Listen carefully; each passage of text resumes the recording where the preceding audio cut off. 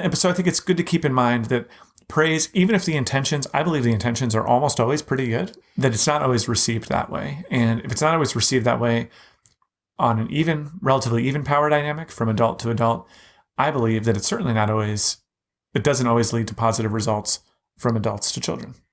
Yeah, and I think that there's also a piece of how we praise kids that I think is just habit. Like, I don't think we're always intentionally planning to praise our children a lot, but I think Yeah, for sure. I think sometimes it's habit, right? It's just natural instinct. Like when our kid does something that we think is cool, like our gut reaction can just be large amounts of praise and kind of gushing, at least for some people. I know for me, that's still kind of like what my instinct wants to do. Yeah, and I think, again, it's natural. It comes from a good place. I think there is a more cynical wing of praisers. Like, frankly, when I was learning child development theory the first time around, there was a lot of talk about using praise as a manipulation tool, and it wasn't. I don't think that word was openly stated. But that was the gist, right? The idea was that by praising certain things in kids, you could get them to elicit those behaviors more. Absolutely. And I think and I think the idea is like, hey, if I keep telling these kids how great they are if they sit quietly in class or walk in a straight line or whatever, that they'll get kind of hooked on that praise and they'll want more of it. And so they'll keep behaving well and we'll go from there. And so this can manifest itself. And again, you're right. I don't think I should have used the word manipulation, because I think, again, it actually comes from a positive place where people think the kid's life will be better too if they keep up with these behaviors. So this is the Liberty Beat, your daily source for Liberty news and activist updates. Produced in partnership with SNLS News and listeners like you. Online at libertybeat.news and snls.news.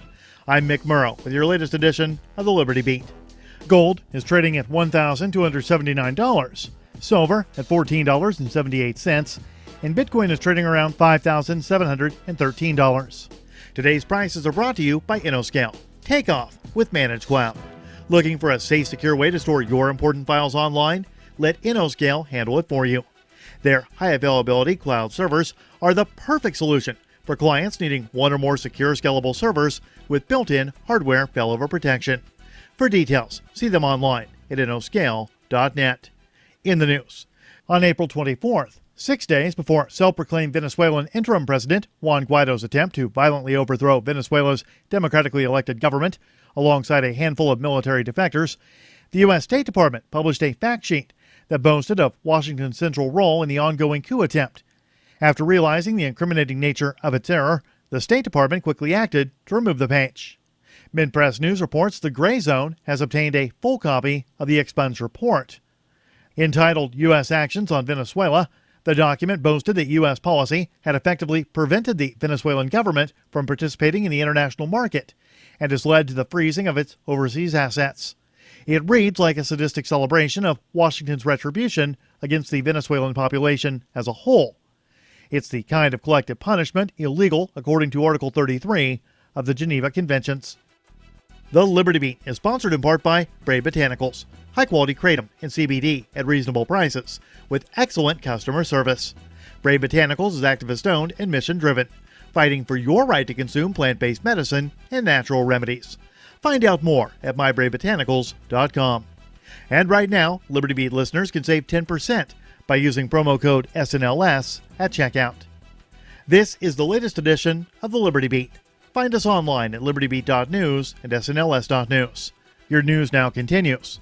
After weeks of heated rhetoric and the exchange of threats related to U.S. oil export sanctions on Iran, and with both sides eyeing the enforcement of its rights over the vital Strait of Hormuz in the Persian Gulf, the White House has announced that it will be looked on by Tehran as a major and potentially dangerous escalation. The anti-media reports White House National Security Advisor John Bolton Sunday night announced the immediate deployment of a full aircraft carrier strike group and bomber task force to the Persian Gulf region.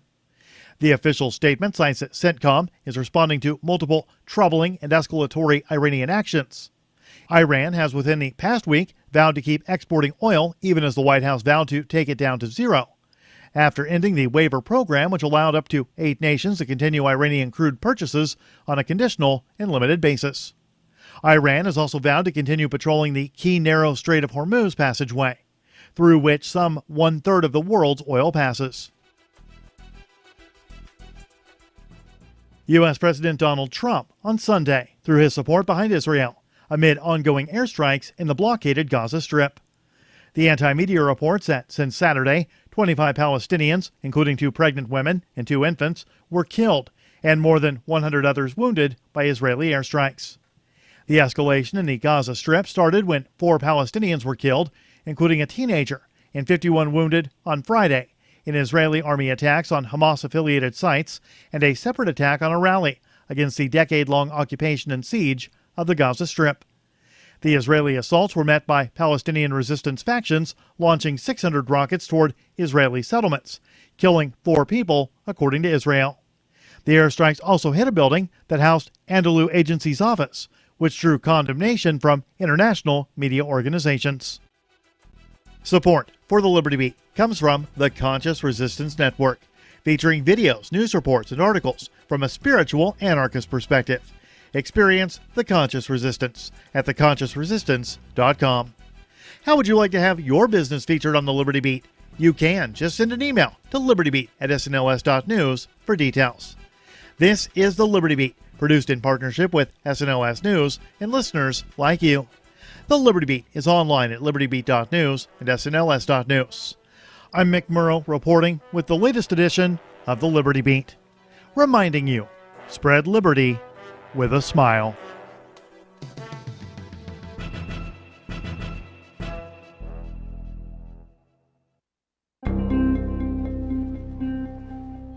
The new Netflix Gas lets users instantly inhale multiple seasons of TV shows. An area man is worried the nation's healthcare debate might be getting political, and a bullied 8th grader incorrectly thought classmates would leave him alone during a field trip to the 9/11 memorial. Don't mistake my kind, gentle tone for one of love or support. This is the Onion Week in Review. According to a report released this Tuesday, no one, absolutely no one, will ever stack up to your 8th grade boyfriend, Brian Bowden, who you dated for 6 weeks in middle school. A 43-page study from Stanford University confirmed that no other guy in your life will ever be as kind or caring as the 13-year-old who held your hand during the scary parts of Jurassic Park, who had that really cool chain wallet, and who bought you 2 pink carnations on Valentine's Day. The report added that while your current boyfriend does have a lot going for him, he will certainly never cut class with you to listen to the dead Kennedy's Frankenchrist on a Sony Discman. Brian used to do that with you. He used to do it all the time.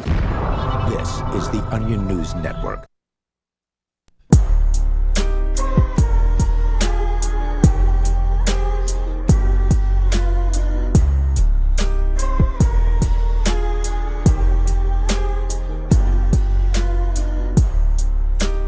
Welcome to Call to Freedom. It is Monday, May the 6th of 2019, of course, and we are broadcasting live, as always, from the Liberty Radio studio here in Keene, New Hampshire. As always, I'm your host, Arya DeMezzo, author of Dancing in Hellfire, which you can find on Amazon, joined, as always, by Michael Hampton from BitcoinHistory.com. How are you doing today? I am absolutely wonderful. Well, mostly. Oh, that makes one of us. Got a little sniffle. It seems like it's spring cold season now that the temperature's warming up. That's unfortunate. I don't know. A couple of people that I know are sick. I've been lucky enough to avoid it so far. I assume because, I generally just kind of stick to myself anyway. Yeah, it's you and your cats. Yeah. But, so I'm tired and a bit hungover and a bit emotionally raw from BS that happened over the weekend. But other things happened over the weekend, including Karl Marx's birthday, evidently. Well, a celebration of his birthday. I mean, obviously, yeah, technically, I guess his birthday happened, but dude is dead, so we don't really call it a birthday. What day was he born? The 5th, yesterday. 5th or the 4th? Yesterday. 5th, okay. Yeah. So this guy, who never had a job in his life, noticed some things, and he wrote a book about them wherein he drew some horrifically wrong conclusions about those things he observed. And this ideology went on to kill roughly 150 million people. That's a lot of people. Yeah. So it is true that his legacy is alive and well. Is it any wonder that people go and desecrate his gravestone? No, certainly not. I don't blame those people who, lived under socialism and communism from doing that. But his ideology, while it may be alive and well, the people who have embraced that ideology and implemented it are not alive and well, as we see in Venezuela right now with its socialist paradise going from Latin America is the richest country, Venezuela is the richest country in Latin America to we're drinking sewage water in less than 2 decades. It's an impressive degree of failure, really, when it comes down to it. As horrible as the state is, it's not that bad. It's not as bad as communism or socialism. Yeah, you have to. The state's pretty bad, but it's not that bad on its own. This is like the state on steroids. Yeah, and it's amazing to me that the death toll from states in the 20th century was about 100 million.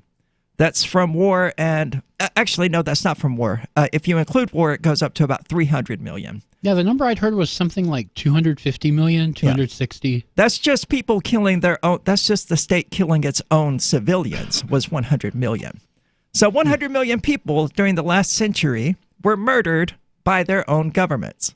And yet, that is a smaller number than those people who have been killed by communism or by Marxism, however we wish to characterize it.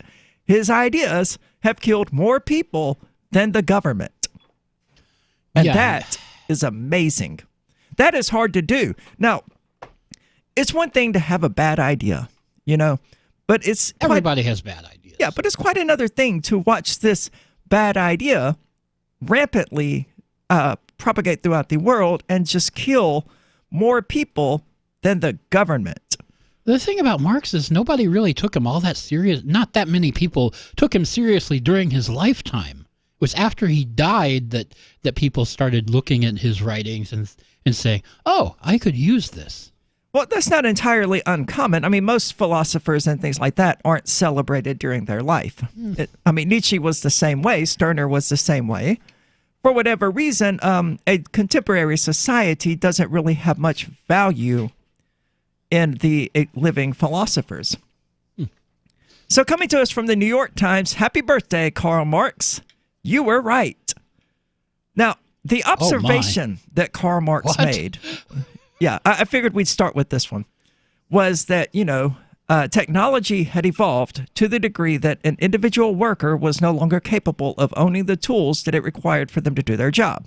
Right? Back in the days of guilds and things like that, an artisan or a craftsman, they owned their own tools, and that was what marked them as being a master craftsman and not an apprentice. There's still occupations where that's common today, like being an auto mechanic. Yeah. Mechanics own their own tools. Well, not if they work for the Chevy dealership or something like that, And even then, a lot of them don't own, the hydraulic lifts and things like that they will need. But anyway, I definitely wouldn't say it's common today. It still exists, obviously, but there are people who still use outhouses, so everything still exists. But for the most part, the factory worker cannot afford and cannot maintain and cannot build, cannot create the tools that they need in order to do their job. And this caused these expensive tools to be owned by the companies that needed the work done. And Karl Marx was seeing this happen during the Industrial Revolution. And he's like, oh no, this is a problem. We've taken away the pride of the working class, the ability to own their own tools. That's what it was all about with the whole means of production thing. It was about the tools that people used to create and how businesses and corporations had become the owners of those tools versus, the Middle Ages when in the ages of guilds and all of that, where the actual craftsmen owned them. So what he saw was technological revolution, and he noticed a thing about it, and he had no idea how to process that. To him, it was just this huge, earth-shattering revelation, and other people looked at it and was like, okay, and what's the big deal? So he confused this really simple observation as some sort of profound insight. And then he took it and ran with it, ultimately concluding that the workers themselves had to own these tools in order for society to even function. Now, And Didn't you say earlier that Marx had never worked a day in his life? That's what I've always heard. Where did he get the experience to have any idea what a worker needs? By observation, I guess. So he's just basically pulling it out his backside then. Yeah, I would say so. I mean, well, that's communism in a nutshell. Is, hey, I noticed a thing, so I'm going to write an entire book about how this thing is a problem and how we might fix it. But I don't have any experience with this thing. No, none at all. I mean, he was going to become a lawyer, as I understand it, and this New York Times article gets into it a little bit more, but he ultimately backed out of that, and apparently one of the same critiques that he had, and I don't know this is true, but I find it interesting, so let me back that up.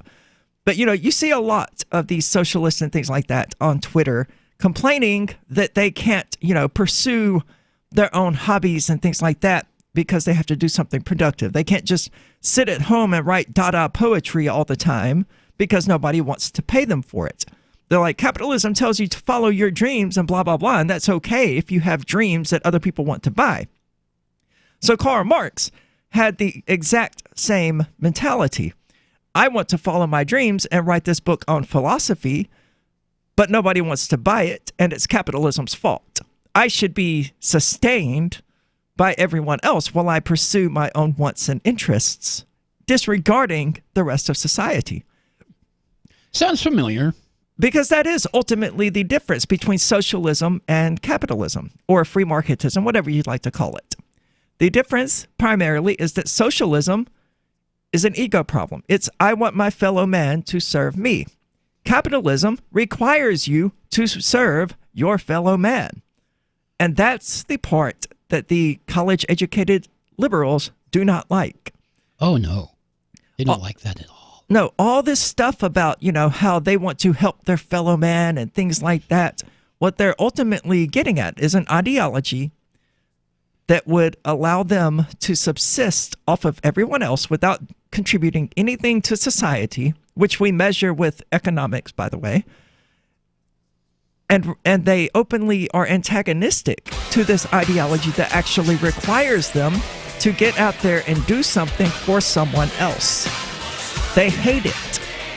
And me, I don't find it to be a particular problem. In fact, I find it to be beautiful. If you want to be successful, you have to go out there and help people. Yeah, I like the idea. Yeah. This is the Call to Freedom. Don't go anywhere. Happy birthday, Karl Marx. You're an idiot.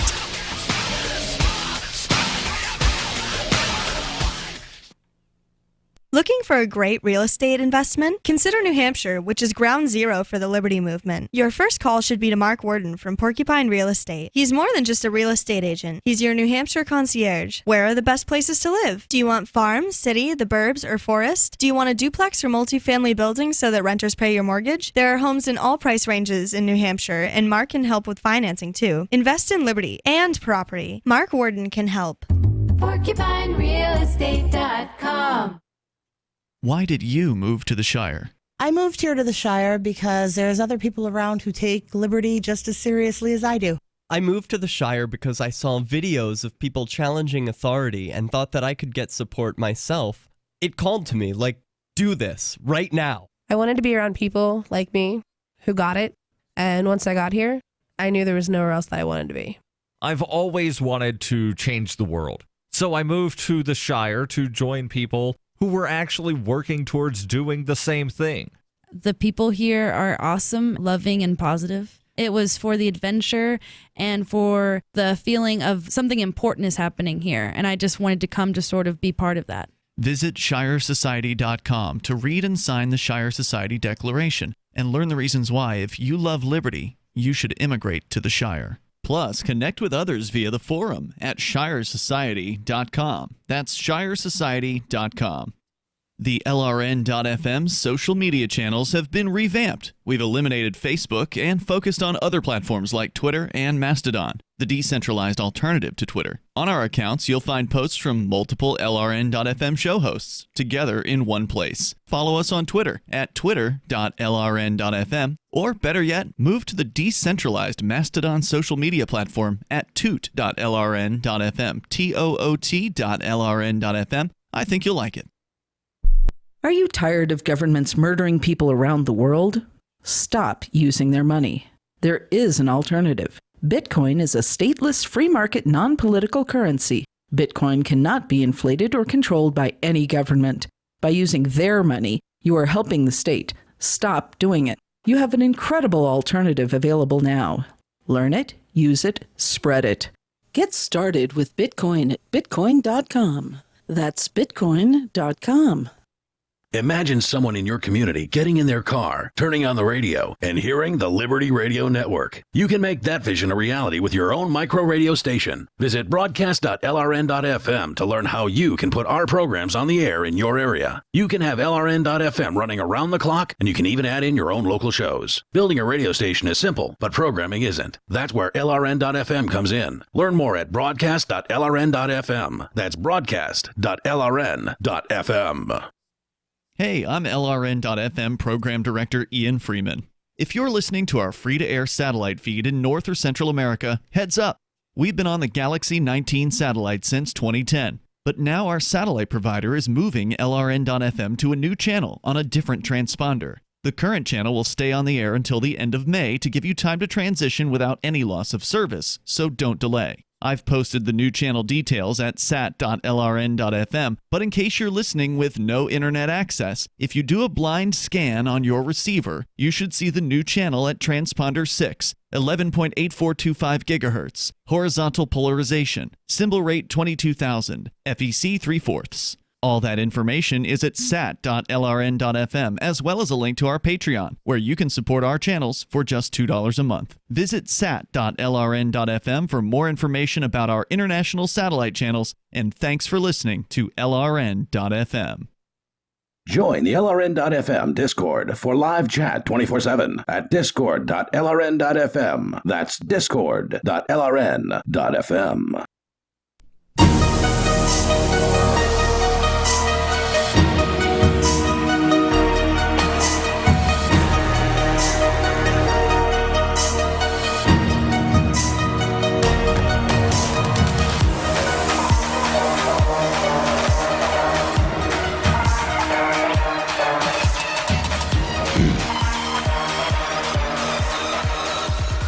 Welcome back. This is the Call to Freedom. Of course, you're invited to give us a call at 603-283-6160.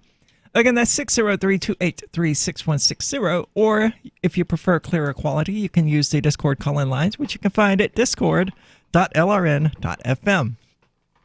Oh, we are the worst people, Bro Soldier. We are absolutely the worst. We work hard at it. Why are we the worst? I don't know. Because we openly talk about revolution, and we don't like the boots of the state on our necks, and we want to throw them off. And apparently, this makes us problems. So whatever. So anyway, as we were talking about before the break, it's Karl Marx's birthday. Well, it's the day after his birthday, technically. Writing from Seoul in South Korea, which is an interesting thing. That's a strange place to be writing this article from. Yes, it is, because, 50 miles to the north. Well, actually, it's quite a bit more than 50. I think it's closer to 200. But anyway, miles to the north, there is, of course, North Korea, which is a socialist country that has gone full-blown. There's your paradise. It's gone full-blown totalitarianism the way it always does. And it's only propped up by China. So on May the 5th, 1818, okay, he's just going to describe the circumstances of Marx's birth. Okay.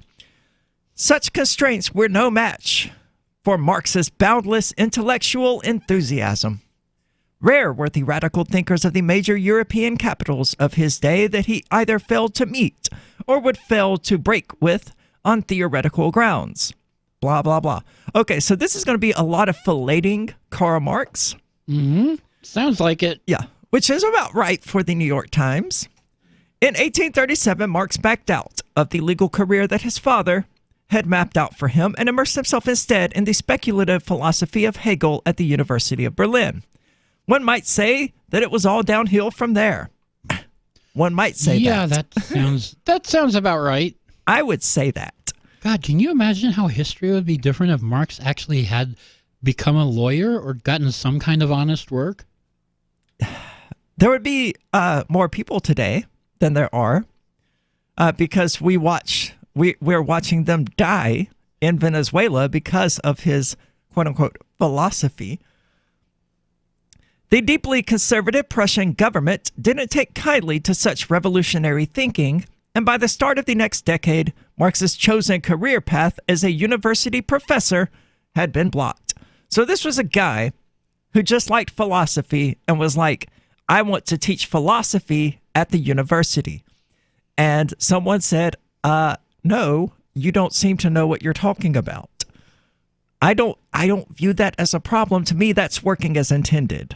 Yeah, well, somebody noticed that his philosophy would result in a lot of people getting killed. Well, I don't think at this point in his life his philosophy was that fleshed out. By the mid-1840s? By 1837. Oh, by then, no, I don't think so.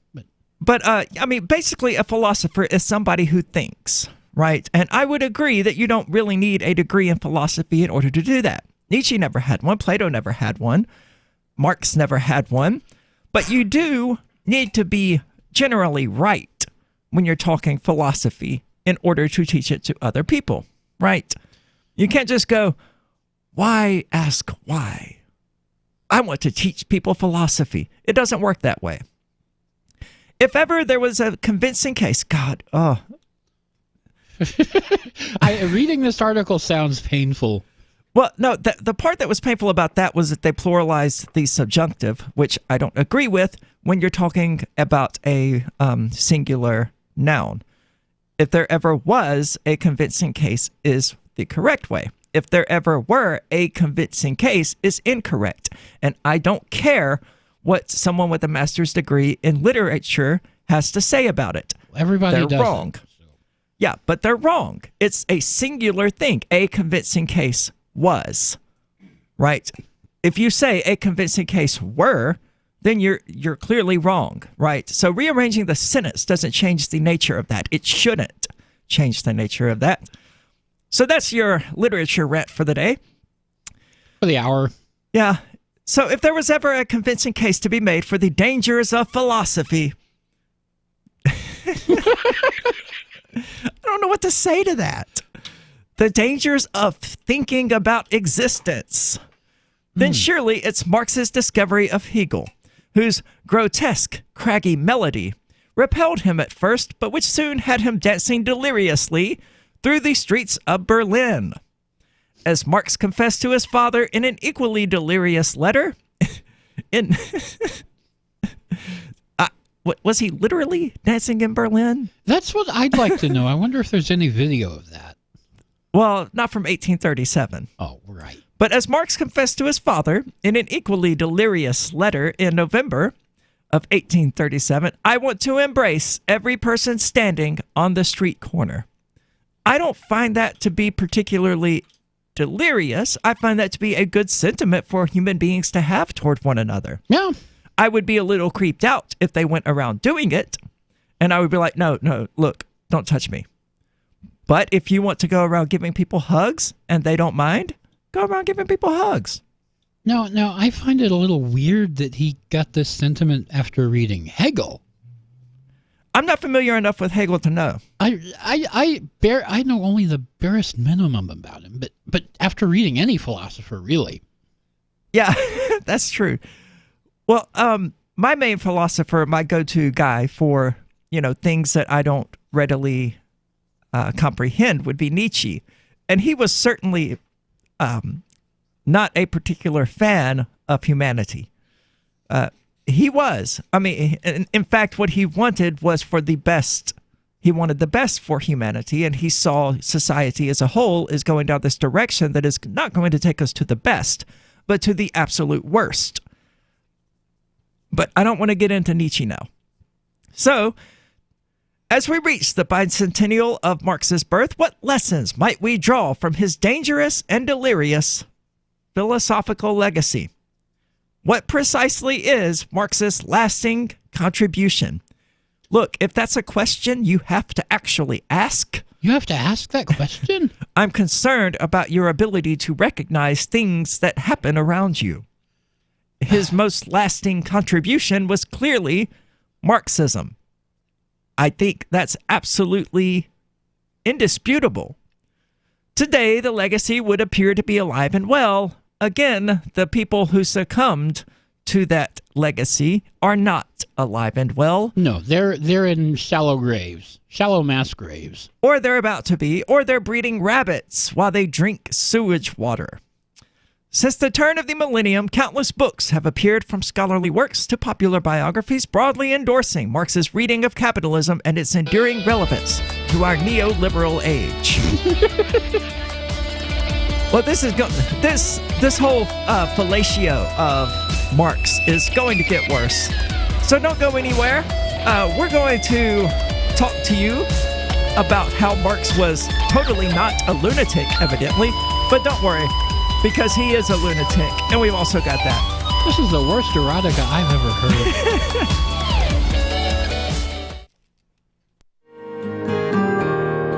So the protection of life, liberty, and property is what the Free State Project is all about. But it's an effort to move 20,000 people who understand. It's about demonstrating to the entire country that, yeah, we can have a free market, a truly free market. Making it just a freer, great place to live. It's the world's largest voluntarist libertarian community, and it's only getting bigger. That's amazing, to be able to move to a place where other people passionately believe in being free and independent. What the Free State Project is managing to do, though, is to put their money where their mouth is. It's physically getting up across the country and saying, let's go someplace and let's demonstrate the power of these ideas. There's a lot of kind of philosophy that surrounds liberty. There's a lot of thinking about it and talking about it. But here in New Hampshire, people are doing it. 101 Reasons Liberty Lives in New Hampshire, a documentary by Free State Project early movers. Watch it free at 101reasonsfilm.com. 101reasonsfilm.com. So you've signed the Shire Society Declaration and are planning your move to New Hampshire to be around more liberty-oriented people. Next, sign up for the Shire Society Forum at forum.shiresociety.com. There are a bunch of people there who are already in the Shire, and they want to meet you. If you're already in the Shire physically, you should also come by the forums. Remember, not everyone uses Facebook. New people are signing up for the Shire Society Forum every month, so drop in and say hello at forum.shiresociety.com. Do you ever say, I could care less, when you really mean the opposite? You mean to say, I couldn't care less. It's a common mistake. You are judged by how you speak, especially if you're looking for work, with so many more applicants than openings now. But even if you're not, avoiding common misstatements will help you make the most of the dozens of conversations and transactions that crowd your daily routine. So whatever you say, don't say whatever as a single word sentence. It's the most annoying expression in the American English language, according to a recent poll. And avoid cliches like the plague. Just kidding. But seriously, at the end of the day, you'll want to avoid this scenario, sounding like everyone else. For more tips, hit survivalspeech.com. I'm Holland Cook. Did you know we've taken our LRN.FM telephone listen line to a new level with the LRN.FM audio on demand line? Now you can call 712-770-8447 anytime and listen to LRN.FM's live feed. And you can listen to a bunch of our original shows on demand. Long distance fees may apply. Just dial 712-770-8447 and choose from the menu. 712-770-8447. Would you like to hang out with Penn Jillette? He's keynoting Freedom Fest this year. I, for one, am thrilled. Freedom Fest is the largest liberty-oriented gathering in the world. They take a Big Ten approach with libertarians, conservatives, liberals, anarchists, and just open-minded people mingling together to hear real debates, share real solutions, and converse freely. This year's theme is the Wild West, a time of liberty and opportunity, or a time of anarchy and violence. Maybe both. Go to freedomfest.com/FTL and get your tickets now. freedomfest.com/FTL. Not convinced yet? Hey, I understand. It's a high-end event, even with coupon code FTLEB. Sure, you're likely to receive investment advice that'll make that sum seem paltry, but I have something special for you. Go to freedomfest.com/FTL and you'll get the 5 best speeches from last year for free. Call it a test drive. Do yourself a favor and go to freedomfest.com/FTL. freedomfest.com/FTL. Use coupon code FTLEB for a discount. You're listening to the best liberty-oriented audio streamed around the clock, on the air and online. This is the Liberty Radio Network at LRN.FM.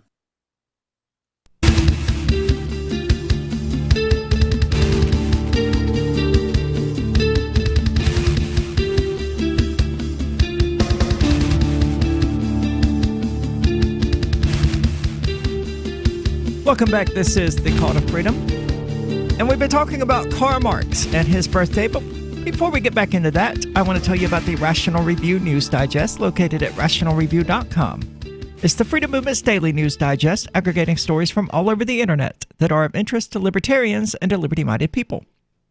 They include podcasts, videos, blogs, and news articles, and are a source for people to receive the Call to Freedom's podcasts when we upload them. So be sure to check them out at rationalreview.com to stay up to date on all the happenings in the wider world. It's a really cool service, and I would highly recommend. They're currently doing a survey about when you would like to actually receive the news digest, so I would definitely recommend you check that out because you can more or less, influence. They've only got like 1,000 subscribers, so your vote sort of not really matters, but kind of. Yeah. But the best reason to subscribe to it, of course, are the editor's notes and the rewritten headlines. So if they were to include this article about Karl Marx, it would say something like, idiots celebrate the birthday of mass murderer.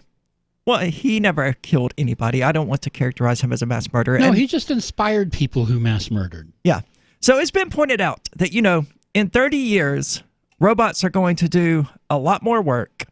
And the population will have doubled, basically. I don't know what the numbers actually are. I don't think it'll actually double, but whatever. Yeah, people said that same crap during the Industrial Revolution, and it wasn't true then either. I mean, people said that exact same thing. Oh, now one person can do the work of 5. Everybody is going to be out of jobs. Yeah, but it didn't work that way. They just changed what they were doing. Society adjusted because it has to. There has to be productivity for humanity to continue surviving.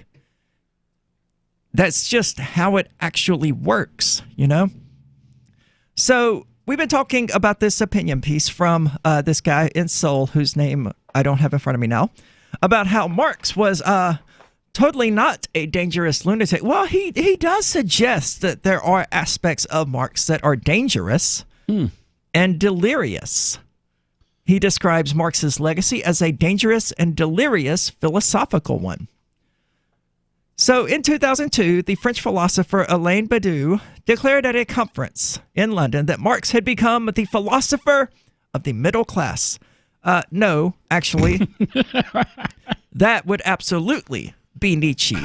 I mean, he redefined what constitutes the middle class. And I don't know if he actually went that far, but I certainly would. I would say that the differences between upper class, middle class, and lower class is a matter of morality. The upper class has the luxury of abiding morality, but they choose not to. This is the ruling elite. The middle class has the luxury of following morality, and they choose to. The lower class does not have the luxury of being moral. It's people in Venezuela who have to steal in order to eat. To me, that's the distinguishing factor between the three classes, is whether or not they have the ability to survive while being moral, and whether or not they choose to follow that moral code. So what did this philosopher in 2002 mean? I believe he meant that educated liberal opinion is today more or less unanimous in its agreement that Marx's basic thesis, that capitalism is driven by a deeply divisive class struggle in which the ruling class minority appropriates the surplus labor of the working class majority as profit, is correct. Yes, but hold on, because that's an issue with statism. It's the state that appropriates the surplus labor. But by definition, that's the state. That's Indeed. What taxes are. That's how it came into existence, In order for there to be a state, there had to first be a surplus. In order for some ruler to take food from his people, there had to be a surplus of food. Otherwise, he would have killed his own people. They would have been out there working in the fields, and nobody would have been able to actually rule over one another. Never mind the capitalists. They're hardly getting anything compared to the state. Yeah, so this is an argument against statism, and it's the problem of not seeing things for what they are. It's not about capitalism and socialism. It's about statism versus freedom. It's about freedom versus violence. That's the way I prefer to characterize it these days. It's not left versus right. It's not communism versus capitalism. It's freedom versus violence. It's certainly not workers versus capitalists. No, it certainly isn't. We've seen examples of workers taking direct control of the means of production, opening up communist restaurants and all of that, and it doesn't work. They all fail. Even in these small scales, you know? So, even liberal economists such as Rubini agree that Marx's conviction that capitalism has an inbuilt tendency to destroy itself remains as prescient as ever. Well, that's wrong. I'm not aware of capitalism ever destroying itself. Socialism, on the other hand, has destroyed itself. It basically eats itself alive. I think Venezuela is probably the best and fastest example of that we've ever seen. In just 20 years, it went from the richest country in Latin America to maybe you can purify this sewage and drink it, right? Yeah, pretty much. That's how it went. And that was in less than 20 years. Meanwhile, a person's need to be productive in order to continue to survive, which is what capitalism is, and savingsism, I would characterize it as, rather than consumerism, has proven to be a valid pathway to a successful society. And what I mean by that is that the person who go back in the village era, the prehistory or whatever, the person who went to the well every single day to get exactly as much water as they needed for that one day never generated a surplus. As soon as they got sick and they were unable to go, they died. Now, it wasn't that stark. I'm sure their neighbors would have given them water and all of that, but go with it, right? Let's include the entire village, okay? The village consumed everything it had every single day. So as soon as some sort of hardship comes along, it's basically the story of the ants and the cricket. Mm-hmm. As soon as some sort of hardship comes along, the village or the person has this savings that they've generated by each day putting back a little bit, by taking more than they needed at that particular moment, putting it back for a rainy day, so to speak.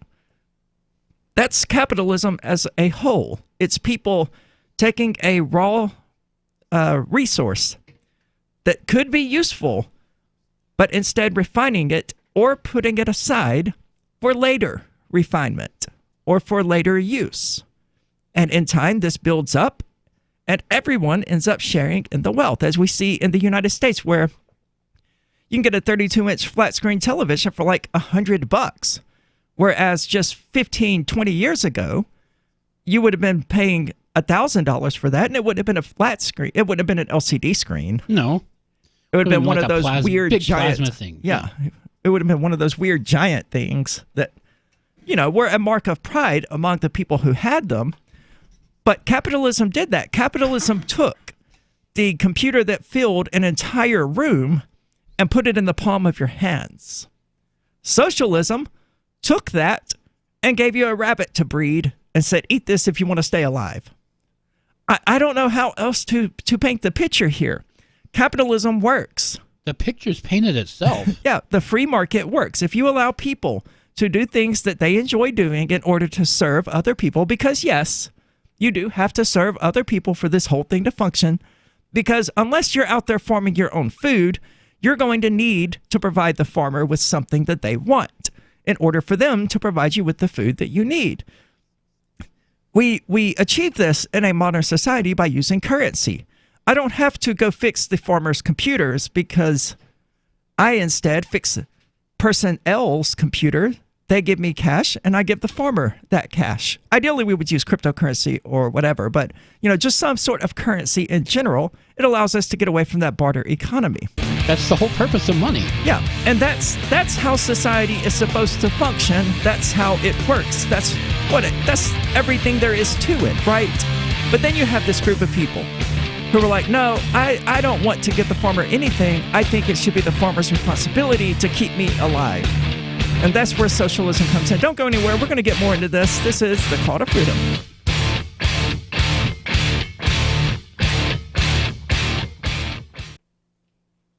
The new 4th edition of Healing Our World, The Compassion of Libertarianism will take your understanding of liberty to a deeper level and has over 1,300 updated references, new cartoons, and a foreword by Dr. Ron Paul. With discounts for multiple book purchases, the 4th edition of Healing Our World is a great gift for the liberals, pragmatists, environmentalists, and Christians in your life who think libertarianism is cold-hearted. Get yours today at healing.freetalklive.com and use promo code FTL for a $5 discount. Don't you hate that feeling in the pit of your stomach when the police pull you over? Most people have no idea how to handle it properly, and they promptly get fed into the municipal fee-generating meat grinder. Or maybe you recall that feeling you get when you go to the mailbox and see one or more letters from the IRS. You get a sense of impending doom, don't you? So let me ask you, if you could learn how to use the law to beat the IRS, traffic tickets, almost any courtroom scenario, collectors, credit card debt, and even mortgage debt because of fraud perpetrated against you, would that be worth knowing about? Don't laugh. Investigate. Check out the life-changing benefits of the Lighthouse Law Club at their website, lighthouselaw.club. That's lighthouselaw.club. And while you're at it, visit the Lighthouse Law Club YouTube channel. You might be in for a pleasant surprise. Some of you asked, and now we've delivered. LRN.FM's live Keene, New Hampshire studio shows are now streamed in HD on Twitch. Visit our channel at twitch.lrn.fm and give it a follow. If you have Amazon Prime, you get 1 free subscription on Twitch. If you use it on our channel, Twitch will give LRN.FM a monthly piece of your Prime subscription cost. So please watch, follow, share, and subscribe to twitch.lrn.fm. That's twitch.lrn.fm. Cell 411 is a free app for Android and iOS that replaces government-controlled 911. Cell 411 allows you to preset a group of friends or private organizations to show up at any emergency. Cell 411 is a nightmare for the state because it proves their so-called services aren't needed. Cell 411 has had thousands of installs, and of course it's covered by the BIPCOT no government license. Cell 411 because your friends won't shoot you when you're in trouble. Without the government, who would build the emergency services? You and Cell 411. Get it today at getcell411.com. Did you know you can listen to LRN.FM via our free-to-air satellite channels? We have channels over nearly all of North America and much of Africa. All you need is an affordable receiver and a dish as small as 30 inches. There are no monthly fees. Learn more at sat.lrn.fm. Plus, if you are a broadcaster or want to be one, this is a good delivery method for our content. See our coverage maps and get details at sat.lrn.fm. That's sat.lrn.fm. sat.lrn.fm. Free Talk Live. Now, in the light, there was a being. He started to moonwalk. Are you saying Michael Jackson has come back from the alien spaceships? And he said, I am Michael Jackson. See, I called it. There we go. You talk with God throughout your life. You heard this voice that you recognized as God telling you, do you believe in magic, inviting you to look out the window, where you then saw Michael Jackson coming down from a rainbow ray of light coming from the sky. So what happened then? Did he, invite you to his playland or whatever it is he has? 9 months later, the virgin birth happened again. Wouldn't that be ironic? A lot of things happened that night. He asked if he could resurrect himself inside of me. I'm like, yeah. You called it. Did you have Michael Jackson's baby? I had Michael Jackson. Free Talk Live, 7 nights a week from 7 to 10 Eastern, live on the Liberty Radio Network at LRN.FM. Do you love Twitter? Make sure you favorite the LRN.FM Twitter account so you can receive our tweets at twitter.lrn.fm. That's twitter.lrn.fm.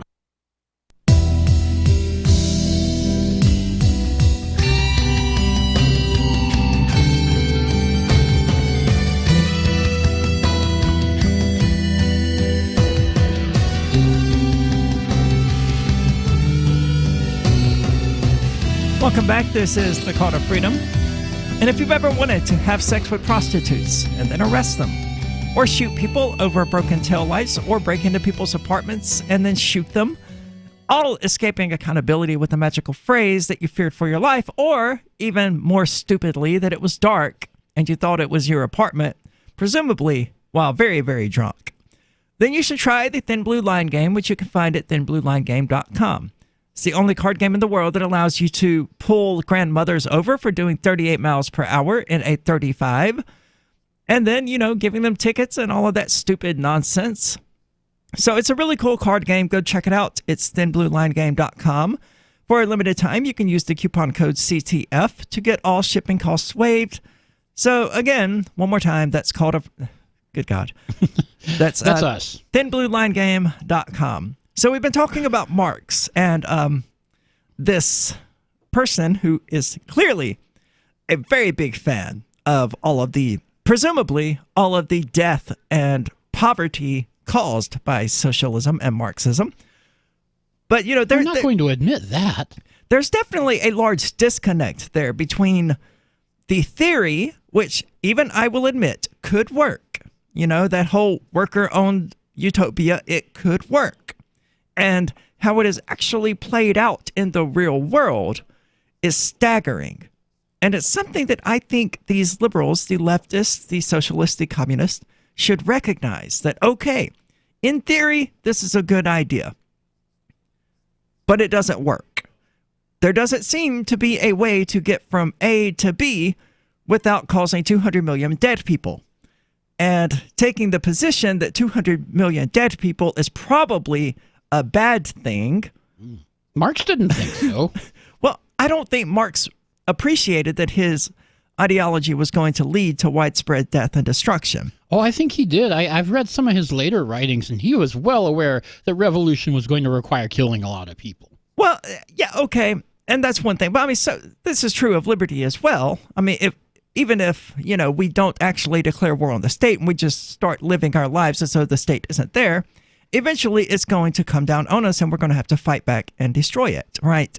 So, every revolution is going to entail something like that. So but he didn't seem to recognize that, okay, so the workers, they take control and they kill the proletariat, fine. But there's still a big difference there in that you have the middle class, the working class, still alive. And I think that's what happens in capitalism, but isn't what happens in socialism. The working class seems to be the first ones to die under communism and socialism, while the ruling elite, the quote-unquote upper class, the factory owners and things like that, they have enough put back already thanks to the beauty of savings that they're not going to starve to death. Or they'll just leave the nightmarish hellhole that their country has become. Right. That's the way this actually plays out. And we could make the case, well, it clearly wasn't true socialism because there was still a ruling elite. Well, true communism because there was still a ruling elite. And that's fine. And I will even see that point to you. But in order to get from socialism to communism, even Marx said we have to go through the stage of socialism in order to achieve communism. In order to achieve the stateless society, we must first take control of the state, basically, and have the state do everything on workers' behalf. Even Marx ceded that point. But that's where everyone dies, is that point right there. Yep. So that part just around the corner might be great, but we don't know because we can't get there. Marx certainly didn't have any idea of how to get there. No. He arrives, according to the article, he arrives at no magic formula for exiting the enormous social and economic contradictions that global capitalism entails. What contradictions? Whatever. Is this still the guy that's trying to blow the dead guy? Yeah. What Marx did achieve, however, through his self-styled materialist thought. Materialist? I don't know if Marx qualifies as a materialist. I don't see any reason why he would. Most poor philosophers aren't materialists.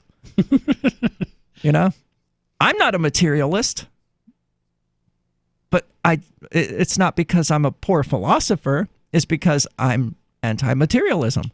I don't see how Marx could possibly qualify as a materialist. But anyway, they were the critical weapons for undermining capitalism's ideological claim to being the only game in town. Yes, the working one that evolved organically and naturally by human beings cooperating together and deciding that it was better to trade than kill was not the only game in town. In fact, it was abolishing that sort of barbarism that brought about capitalism in the first place. Like in going all the way back, yeah, you had one person claiming property and another person saying, oh, no, I want that property. No society, no rules. They can do whatever they want, right? So he goes and tries to take the other person's property, which means he's got to hire guards, which means this person has to hire an army. And both of them at some point realize this is a tremendous waste of resources. It would be much better if I just let you keep your thing and I kept my thing and we instead worked together. That was casting off communism. That was casting off barbarism, which is why socialism is modern barbarism, in order to recognize private property rights. It was private property rights that put an end to that. So, this guy disagrees for whatever bizarre reason. In the Communist Manifesto, Marx and Engels wrote, "The bourgeois has stripped of its halo every occupation hitherto honored and looked up to with reverent awe. It has converted the physician, the lawyer, the priest, the poet, the man of science into its paid wage laborers." Well, okay. Yeah, okay. Write better poetry. Do better science. I don't know why. Why would you want leeches? Stop paying the priest to rape little kids. The lawyer should not be revered in the first place. All they do is try to define the rules for society and for life in general. So again, he made these observations that were valid observations. Okay, doctors are no longer doing services to humanity. They're working jobs. Okay, valid observation. Terribly wrong conclusion about how to fix it. If you even view it as a problem, I don't view it as a problem. Okay, so in order for the doctor to continue surviving, he has to actually go out there and help sick people. I don't know why that's a problem. To me, that seems like a pretty good way of making sure the doctor goes out there to help sick people. It is. It is. Oh, I want to eat dinner. Maybe I should help someone who has pneumonia. I don't see a problem. Marx did, for whatever reason. He saw a problem because he was anti-change. He saw these things changing around him. They terrified him, and he wanted them to go back to the way they were. He was the definition of a conservative. He didn't want to see this change, this liberalism, this ideological and industrial revolution, this classical liberal revolution, because it was, at the time, a worldwide almost industrial revolution. No, that's not what I'm looking for. Classical liberal revolution.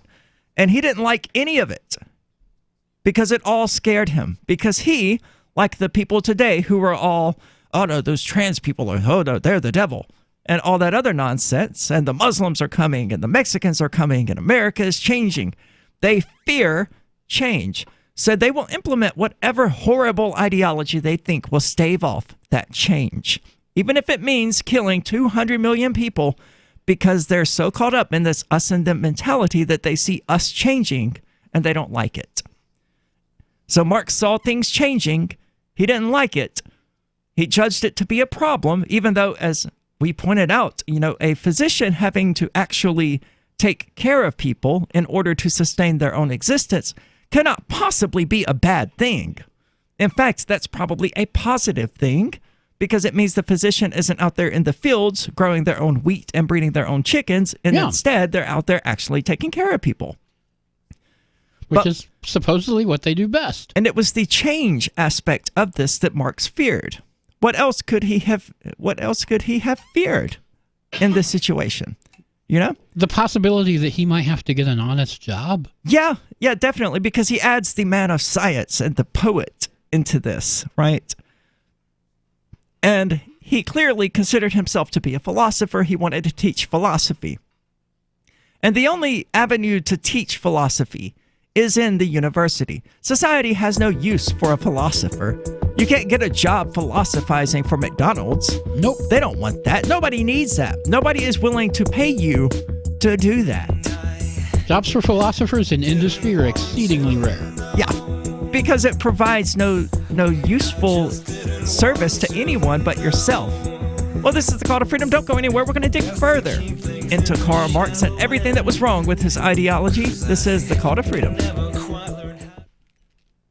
Is spreading the message of liberty, cryptocurrency, and peace around the globe worth $2 per month to you? As you may already know, in addition to our internet feed, LRN.FM broadcasts on free-to-air satellite across North and Central America, as well as Sub-Saharan Africa. And we've been available on satellite for free 24/7 since 2010.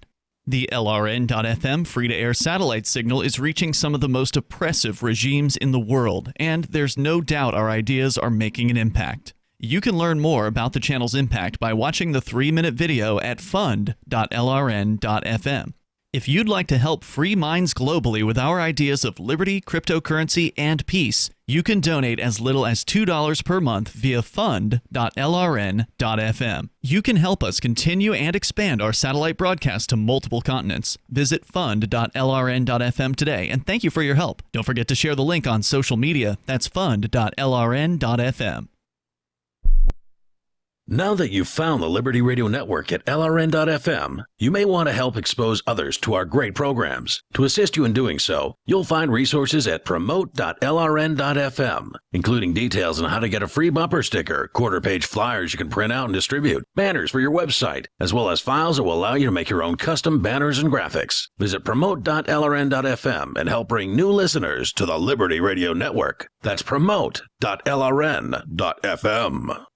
Are you a cryptocurrency advocate? The Crypto Tip is the ideal outreach tool to help new people discover cryptocurrency. It's a printable business card-sized tip that you can give to service providers, preferably in addition to a good cash tip. When the server scans the QR code, it'll bring up an explanation of cryptocurrency, how to install a wallet, and allow them to claim the tip. If they don't claim the crypto, you get your tip refunded to you after a time period you specify. Plus, if they do claim the tip, you get an email alert. Create as many tips as you want at cryptotip.org. That's cryptotip.org. More of the Call to Freedom is coming up next, live after the news on the Liberty Radio Network at LRN. This is the Liberty Beat, your daily source for liberty news and activist updates. Produced in partnership with SNLS News and listeners like you. Online at libertybeat.news and snls.news. I'm Mick Murrow with your latest edition of the Liberty Beat. Gold is trading at $1,279. Silver at $14.78, and Bitcoin is trading around $5,713. Today's prices are brought to you by InnoScale. Takeoff with Managed Cloud. Looking for a safe, secure way to store your important files online? Let InnoScale handle it for you. Their high availability cloud servers are the perfect solution for clients needing one or more secure, scalable servers with built-in hardware failover protection. For details, see them online at innoscale.net. In the news, on April 24th, 6 days before self-proclaimed Venezuelan interim president Juan Guaido's attempt to violently overthrow Venezuela's democratically elected government, alongside a handful of military defectors, the U.S. State Department published a fact sheet that boasted of Washington's central role in the ongoing coup attempt. After realizing the incriminating nature of its error, the State Department quickly acted to remove the page. Mid-Press News reports the Gray Zone has obtained a full copy of the expunged report. Entitled U.S. Actions on Venezuela, the document boasted that U.S. policy had effectively prevented the Venezuelan government from participating in the international market and has led to the freezing of its overseas assets.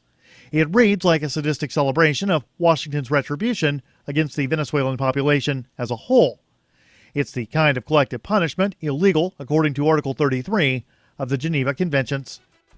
The Liberty Beat is sponsored in part by Brave Botanicals, high-quality kratom and CBD at reasonable prices, with excellent customer service. Brave Botanicals is activist-owned and mission-driven, fighting for your right to consume plant-based medicine and natural remedies. Find out more at mybravebotanicals.com. And right now, Liberty Beat listeners can save 10% by using promo code SNLS at checkout. This is the latest edition of the Liberty Beat. Find us online at libertybeat.news and snls.news. Your news now continues. After weeks of heated rhetoric and the exchange of threats related to U.S. oil export sanctions on Iran, and with both sides eyeing the enforcement of its rights over the vital Strait of Hormuz and the Persian Gulf, the White House has announced that it will be looked on by Tehran as a major and potentially dangerous escalation. The Anti-Media Report's White House National Security Advisor, John Bolton, Sunday night, announced the immediate deployment of a full aircraft carrier strike group and bomber task force to the Persian Gulf region. The official statement cites that CENTCOM is responding to multiple troubling and escalatory Iranian actions. Iran has within the past week vowed to keep exporting oil, even as the White House vowed to take it down to zero, after ending the waiver program, which allowed up to 8 nations to continue Iranian crude purchases on a conditional and limited basis. Iran has also vowed to continue patrolling the key narrow Strait of Hormuz passageway, through which some 1/3 of the world's oil passes. U.S. President Donald Trump on Sunday threw his support behind Israel amid ongoing airstrikes in the blockaded Gaza Strip. The anti-media reports that since Saturday, 25 Palestinians, including 2 pregnant women and 2 infants, were killed and more than 100 others wounded by Israeli airstrikes. The escalation in the Gaza Strip started when 4 Palestinians were killed, including a teenager, and 51 wounded on Friday in Israeli army attacks on Hamas-affiliated sites and a separate attack on a rally against the decade-long occupation and siege of the Gaza Strip. The Israeli assaults were met by Palestinian resistance factions launching 600 rockets toward Israeli settlements, killing 4 people, according to Israel. The airstrikes also hit a building that housed Anadolu Agency's office, which drew condemnation from international media organizations. Support for the Liberty Beat comes from the Conscious Resistance Network, featuring videos, news reports, and articles from a spiritual anarchist perspective. Experience the Conscious Resistance at theconsciousresistance.com. How would you like to have your business featured on the Liberty Beat? You can. Just send an email to libertybeat@snls.news for details. This is the Liberty Beat, produced in partnership with SNLS News and listeners like you. The Liberty Beat is online at libertybeat.news and snls.news. I'm Mick Murrow reporting with the latest edition of the Liberty Beat, reminding you, spread liberty with a smile.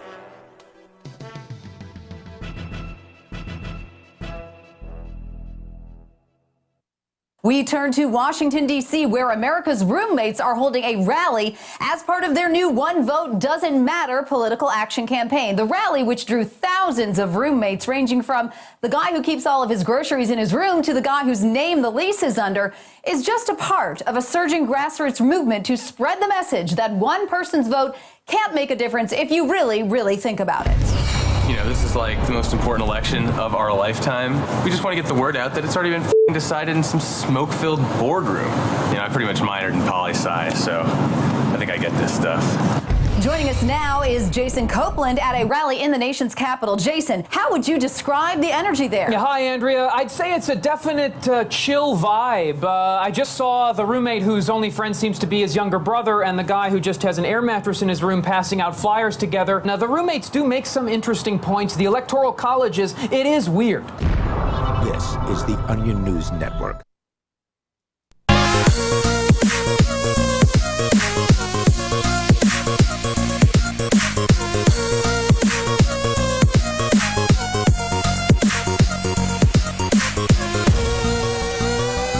Welcome back. This is the Call to Freedom.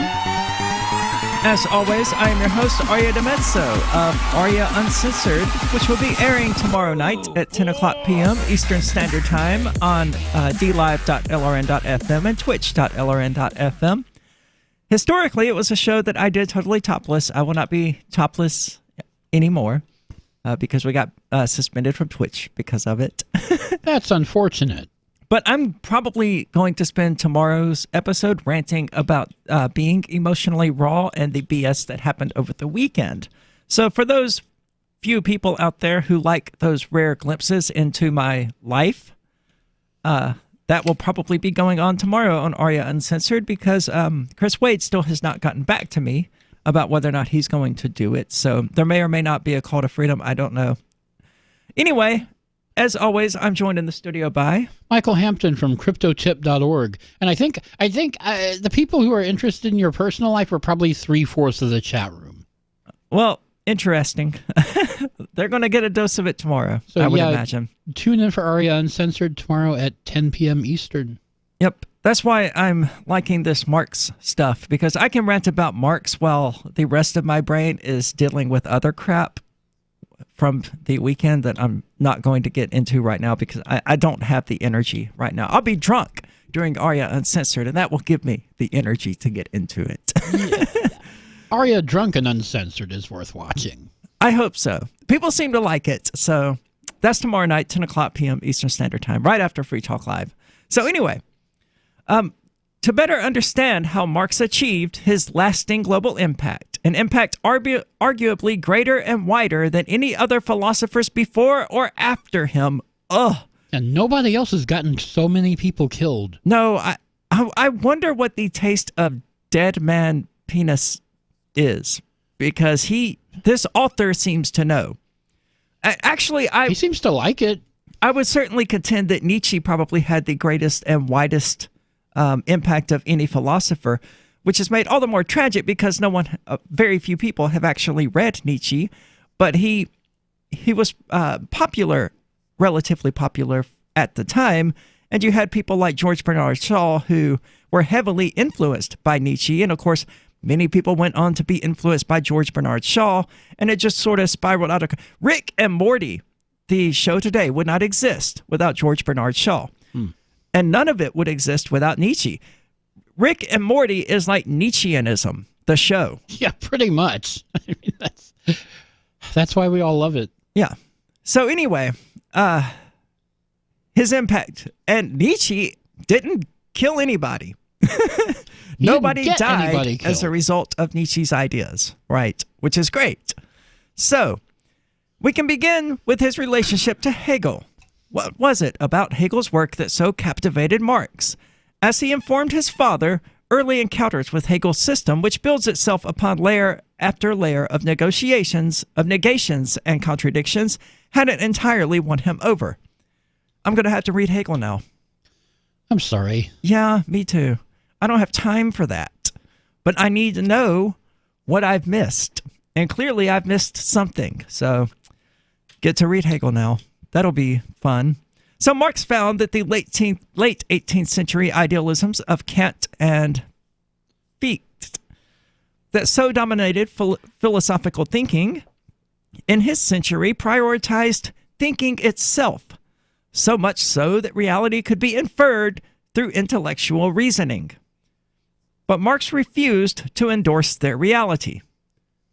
In an ironic Hegelian twist, it was the complete opposite. It was the material world that determined all thinking. So it seems like Kant versus Marx is basically a question of nature versus nurture, where Marx took the nature position, or the nurture position rather, and Kant took the nature position, which is an argument that philosophers have been having since philosophy began. Yeah, that's still going on today, and we don't have an answer. We don't know. Well, I mean, it's a little bit of both seems to ultimately be the answer. As Marx puts it in his letter, if previously the gods had dwelt above the earth, now they became its center. I think he just flipped around through a book for a Karl Marx quote at random and included that one, because I don't see how it's related to the previous paragraph at all. Yeah, that just came out of left field. Yeah. He goes on to say, the idea that God or gods dwelt among the masses or was in them was, of course, nothing philosophically new. But Marx's innovation was to stand idealistic deference, not just to God, but to any divine authority, on its head. Whereas Hegel had stopped at advocating a rational liberal state, Marx would go one stage further. Since the gods were no longer divine, there was no need for a state at all. What? I was 18 when I read the Communist Manifesto. I was not as knowledgeable as I was then. I'm not going to pretend to be. It looks like I'm going to have to reread that as well, which I'm definitely not looking forward to. The idea of the classless and stateless society would come to define both Marx's and Engels' idea of communism. Now, they're not wrong, and we've talked about it here on the show, in that, gods were pushed from humanity's view. Instead, we put ourselves there, and the state is the best example of that. The state is the new God. We didn't do away with gods, we simply changed it to self-worship, and democracy, or quote-unquote democracy, makes it that much easier. Because now we envision ourselves to be this mythical, magical thing that we call the government that bears absolutely no relation to what government actually is and does. But it's like socialism. We have this grand idea in our heads of what it could be, and this causes us to lose our perspective of what actually is. In the same way that, and again, this comes back to that philosophical dispute where Marx is trying to say that all of this is a result of powers that be, where the powers that be are a result themselves. I'm going to have to flesh that out during the following break because there's a point there that I didn't make just now. So the subsequent and troubled history of the communist states, ironically enough, that materialized during the 20th century. So what he's alleging is that socialism isn't real communism. Duh. Well, right? Of course not. And neither Marx nor Engels said it was. In fact, they said that socialism was the stepping stone from capitalism to communism. So it was a critical step along the road. No one's making the case that China is communist. They're socialist, right? No one is making the case that Venezuela is communist. They're socialists. Hopefully, no one is making the case. Communism is inherently anarchic. I fully recognize that. I also recognize that throughout history, we have never gone from the socialist state to the stateless society of communism. Ever. Yeah. Hasn't happened. No one even knows how to get from one to the other. No, instead, everyone dies. And I don't know about everyone else, but to me, that's a problem. So there is still a great deal to be learned from their disasters, but their philosophical relevance remains doubtful, to say the least. The key factor in Marx's intellectual legacy is not philosophy but critique, or what he described in 1843 as the ruthless criticism of all that exists. Ruthless both in the sense of not being afraid of the results it arrives at, and in the sense of being just as little afraid of the conflict with the powers that be. Now, again, I can agree with that sentiment to a degree. It's not everything that exists, though, that is the problem, and it shouldn't be criticized for being stuff that exists. The problem is that we have these words that taint our images, our understanding of what exists. And we live in false realities. We live in a perpetual state of delusion because of it, where we're protected by these fine, upstanding people called police who act on the wishes of these benevolent, upstanding people called politicians. And the whole thing is just absolutely unrealistic to what's happening in the world. We're looking at it and we're going, oh, this is a positive thing. And because of that belief in the positive thing, we're not seeing the murder, the aggression, the violence. Neither was Marx. Did you know you can legally exit the U.S. federal income tax system? Well, it's true, and thousands of American nationals are doing it. The 16th Amendment and the Internal Revenue Code are legal, but only in a limited jurisdiction. This is the basis behind the voluntary nature of the income tax. Learn the exit strategy provided by Congress. Find out more by visiting weissparis.com and watch our numerous videos. That's WEISSparis.com. Hey, I'm LRN.FM Program Director Ian Freeman. If you're listening to our free-to-air satellite feed in North or Central America, heads up.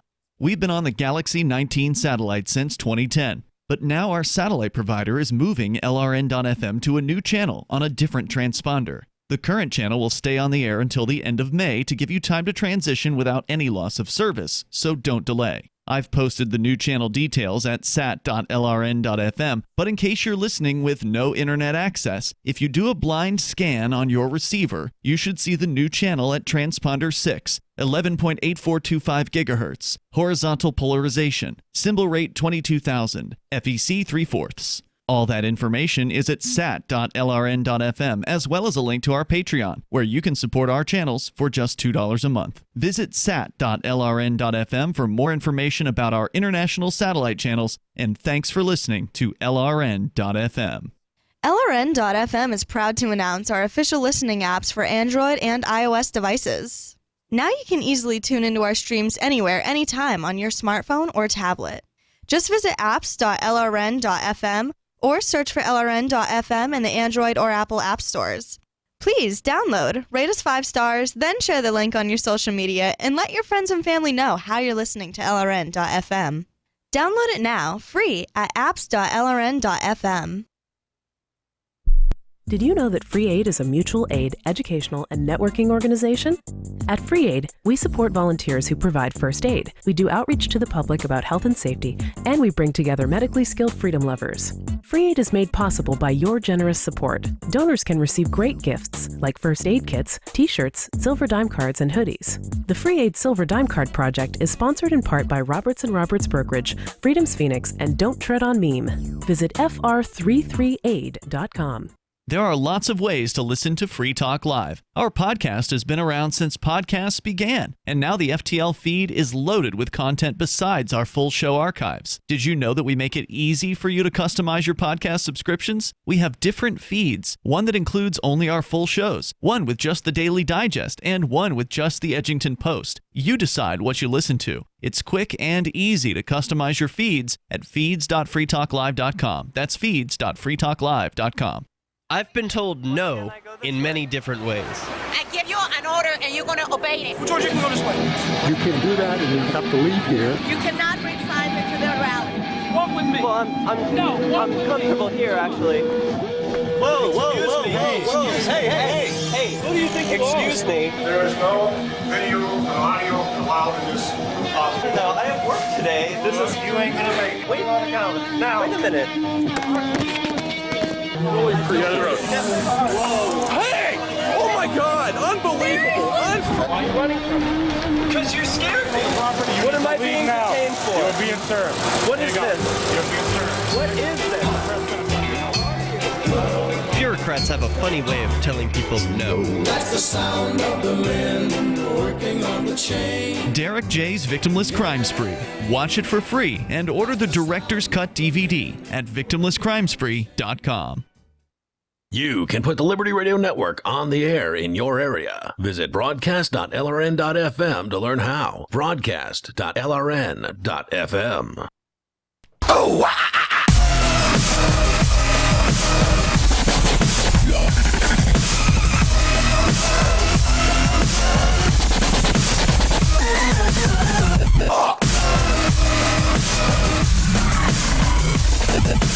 Welcome back. This is the Call to Freedom.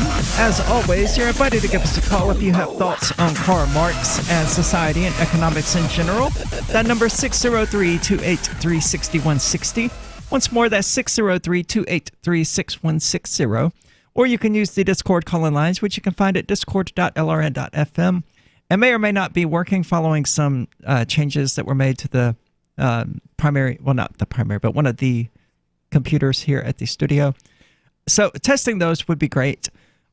Anyway, we've been talking about Karl Marx and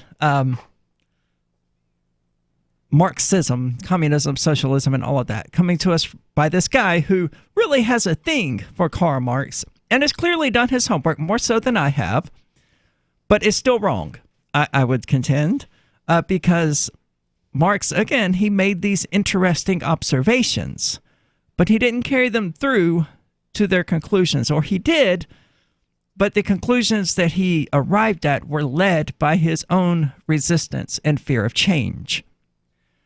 So, getting back to this article, Marx said, the philosophers have only interpreted the world in various ways. The point is to change it. So he seemed to sort of move away from philosophy and more become a doer, which is good. Well, it would be good if he had actually done it. Yeah. But I mean, Nietzsche made the same observation, only it's not limited to just philosophers. It's everyone. They interpret the world in various ways, and the ways in which they interpret the world is usually heavily colored, heavily modified by these lenses that we view the world through. In a lot of, because you have two people who can look at the same event and see drastically different things. You have one person who can look at a cop shooting a black teenager and say, oh, well, I'm sure the black teenager was doing something wrong. And you have other people who will look at it and go, this is absolutely deplorable. And it's all because, you know, we have these views of our own that we cling to. And they are the basis upon which our worldview is built. To challenge that worldview is to challenge the basis of those beliefs. And a lot of people are extremely reluctant to that. Yeah, a lot of people cannot handle that. Yeah, they get violent. Because they invest so much in their worldview and in their understanding, their interpretation. It's part of their reality. identity. Yeah, that it becomes part of their identity. So racial and sexual oppression have been added to the dynamic of class exploitation. Only in like the last couple of decades. Yeah, that's fairly recent. Yeah, and I don't think it's going to help communism or socialism. I don't think it's going to help Marxism at all to be tied to social justice movements like Black Lives Matter and Me Too. And as I understand it, Marx was a racist, was he not? That's what I understand, and certainly Lenin and Stalin had no problem killing people that they of the wrong race or of the wrong sexual orientation. And of course, there was Che Guevara, the hero of the left. I mean, they wear his face on their T-shirts. Yeah, that's one of the most offensive T-shirts that people still wear. Yeah, he hated gay people. Absolutely hated them. And I believe he put quite a few to death. Yeah. And this is a hero of the modern left. I can't imagine why. No, we can't forget stuff like that. But according to this article, Black Lives Matter and #MeToo owe something of an unspoken debt to Marx through their unapologetic targeting of the eternal truths of our age. Such movements recognize, as did Marx, that the ideas that rule every society are those of its ruling class, and that overturning those ideas is fundamental to true revolutionary progress. I can't disagree, because that's obviously right. The ruling class is the one that makes the rules, but the social rules, I would say, are more organically produced by what I would call market behavior than by the state. You can't tell people what to value. People value what they value, and as more and more people value women's liberation and Black lives and things like that, it's a cultural thing and not necessarily a state thing, I guess is what I'm getting at. Sounds about right. The job of the ruling class isn't to tell us what our values are, it's to exploit our values for its own benefit. And that's the issue. But we have become used to the go-getting mantra that to effect social change, we first have to change ourselves. But enlightened or rational thinking is not enough, since the norms of thinking are already skewed by the structures of male privilege and social hierarchy, even down to the language we use. Boy, he just went full-blown SJW right there. Oh, yeah, that. The correlation between social justice warriors and communists is so strange. Yeah, I don't get it. These are really not all that compatible. They are not, but they seem to work in that same state of perpetual cognitive dissonance that the right operates in. Changing these norms entails changing the very foundations of society. Yes, but before we could get to that point, a large number of the ruling men in society had to change themselves. Or get shot. And indeed, well, I don't think the women's liberation movement was ever violent. No, but I don't think they were ever in fear of being shot. But they did change their perspective of women. And overall, it's been pretty well. The state didn't tell them to. The state doesn't have the power to. But to cite Marx, no social order is ever destroyed before all the productive forces for which it is sufficient have been developed. And new superior relations of production never replace older ones before the material conditions for their existence have matured within the framework of the old society. Well, thank you, Captain Obvious. Superior relations of production don't replace older ones until the material conditions exist. So until they have a surplus and the technology capable of producing, we can never replace an old system with a new one. Right. So let's put the system we want in, and then make sure nobody can ever change it. Yeah. Well, yeah, definitely not. The transition to a new society where relations among people, rather than capital relations, finally determine an individual's worth in arguably proving to be quite a task. Where relations among people determine an individual's worth rather than capital relations. What is he on?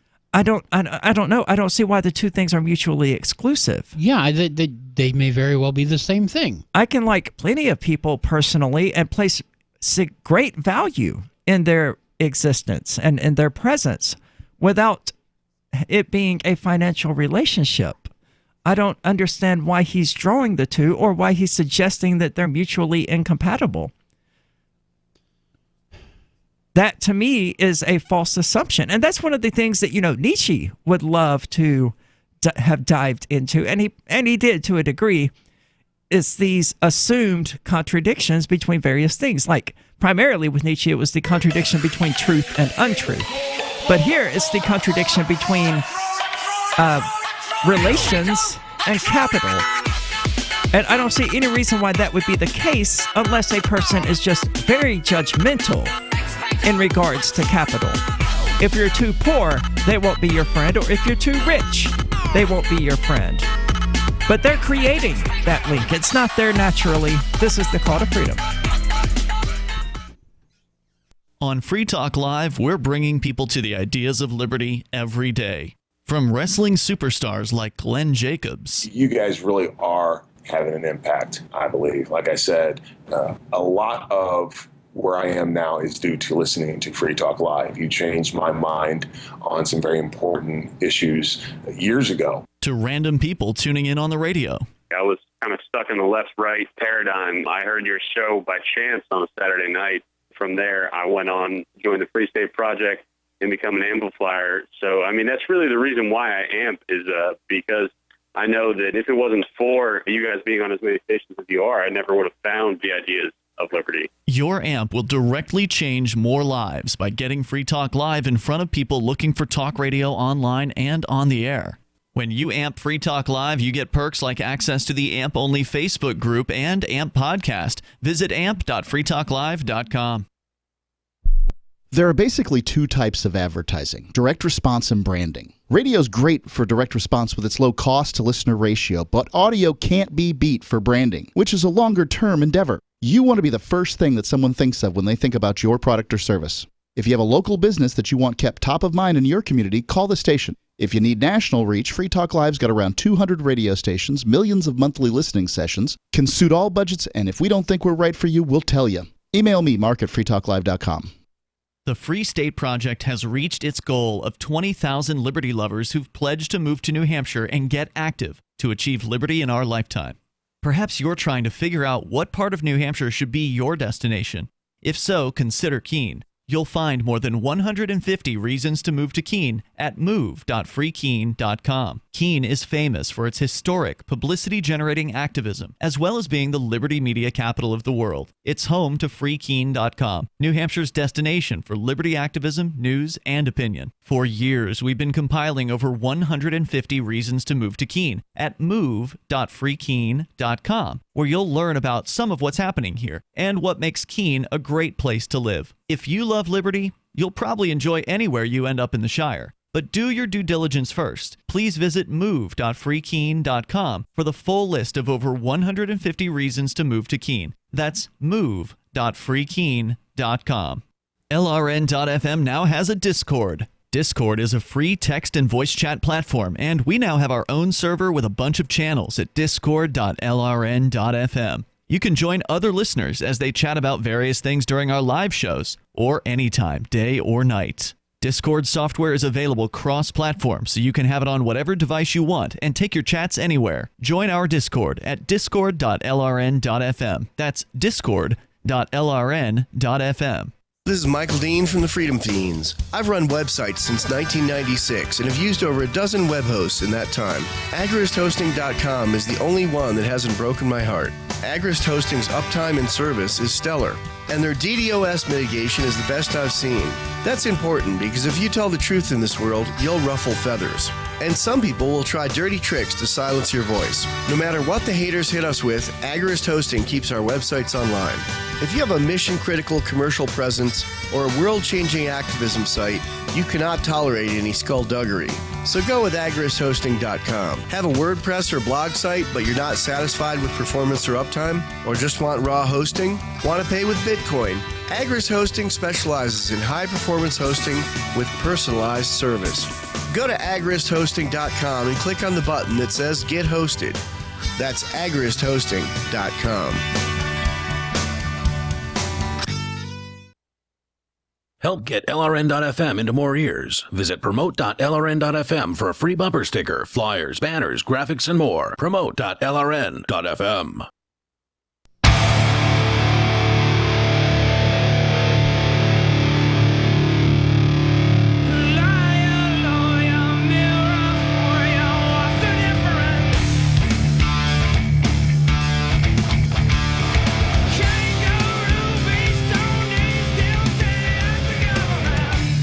Welcome back. This is The Call to Freedom. And having spent the first half of the show with this author who very much liked Karl Marx, thank you. That's actually obviously Tool, who has actually released 2 new songs from their upcoming album. Strangely, I have no interest in it. Really? Why not? I don't know. I'm not even inclined to torrent it at this point and pirate it. Has their music just gone downhill, or are you just annoyed at them because they seem to have changed their stance on copyright? I don't know. I haven't given it that much thought. I just know that I'm not particularly interested in it. A lot of their music, it's increasingly samey.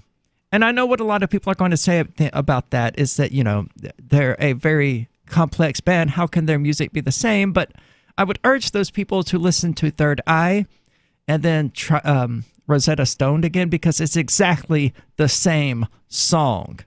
You can even play them together. Okay, that's scary. And they actually synchronize relatively well. I actually did this at one point to prove the point to someone that, they are exactly the same song. Because they are. They follow exactly the same timing changes and verse, interlude, verse kind of thing. They're good songs, but they are very same. And The Pot, nothing more than 46 and 2, part 2. That's all it was. That song we just heard, that's 46 and 2. So their music isn't really that distinct as they would like it to be. And maybe it's because I'm a musician that I hear this and notice it in the first place. Because once you learn like 3 Tool songs, you can figure out the rest of them really quickly because it's always the same. So we've been talking about Karl Marx and his 200th birthday, which, is almost 1 year for every million people. No, it is. It's about 1 year for every million people that his ideas have killed. That is not how I want my 200th birthday to be celebrated by whatever lunatics are out there going, hey, Arya was born 200 years ago. I don't want anyone doing that, actually. Yeah, I don't think we should be celebrating this guy. No, and neither does this guy at USA Today, who presents a counterpoint. So Saturday, I guess it was the 4th. Yeah, that's what I thought. Cool. Okay, so it was the 4th. It hasn't been a critical point of contention during the show, so it marked the 200 years since the birth of Karl Marx, and tributes are rising around the globe, like the New York Times article that we just dealt with, which came from a philosophy professor. But Marxism, in practice, didn't actually work out very well. Communist regimes produced the greatest ideological carnage in human history, killing more than 100 people, killing more than 100 million people in the last century. While some apologists claim it is unfair to Marx to blame him, the seeds of tyranny were there from the start. They're built into it.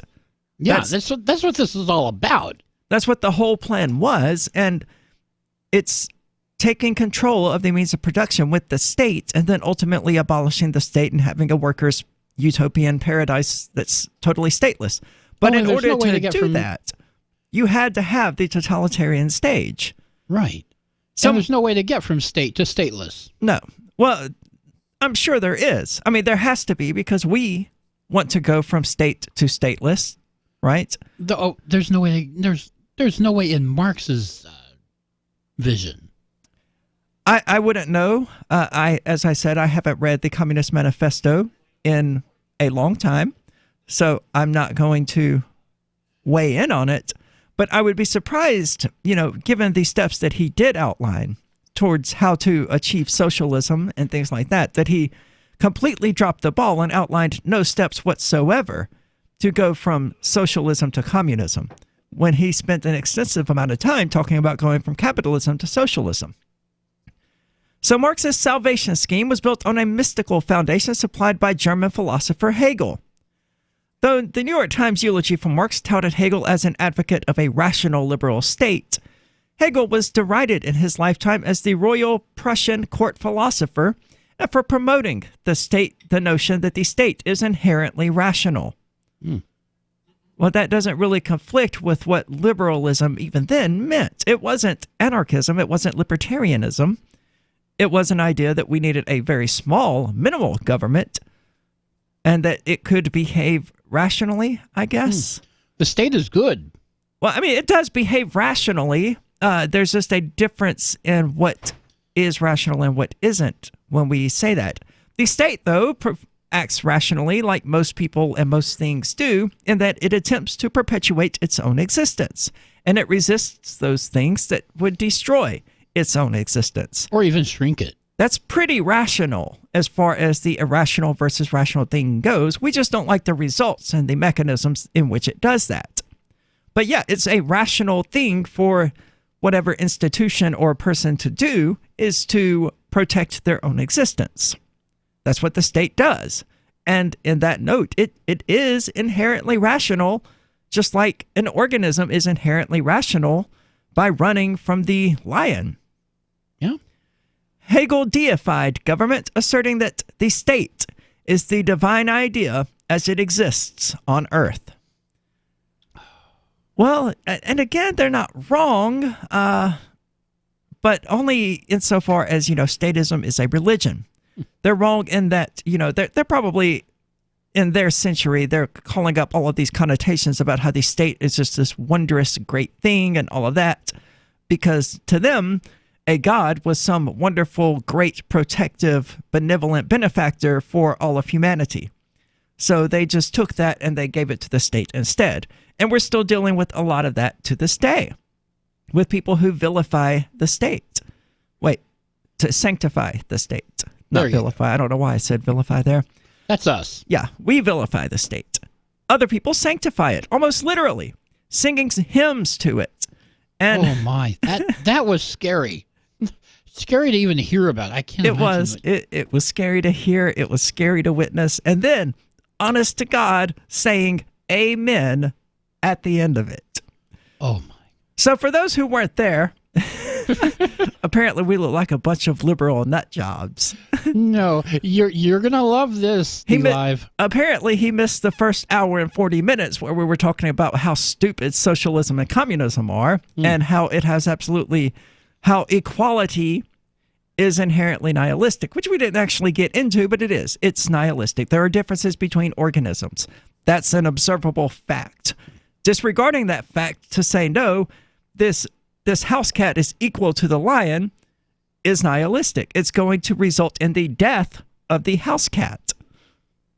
That's just like when we look at this person who is incapable of providing for themselves or who just chooses not to, saying that they're the equal of like Bill Gates is inherently nihilistic. It's a problem. So yeah, we are certainly not liberals. So anyway, equally important, he never attempted to reveal how the state would wither away, evidently, after the dictatorship of the proletariat commenced. And interesting, I'm going to have to check into that because, again, I have not read the Communist Manifesto in a while, so I don't remember it that vividly, but I'm still shocked to find that he spent all of this time talking about how to create a dictatorship of the proletariat and never mentioned anything about how to make that go away. It's like, okay, phase 1, collect underpants. Phase 2, Phase 3, profit. Profit. That seems to be the Communist Manifesto from what people are telling me. And I have not read it recently enough to know. But of course you had Lenin decreeing that liberty is so precious that it must be rationed. That's an idiotic idea, and we're going to tell you why. And we're going to keep going about what's wrong with Karl Marx, so don't go anywhere.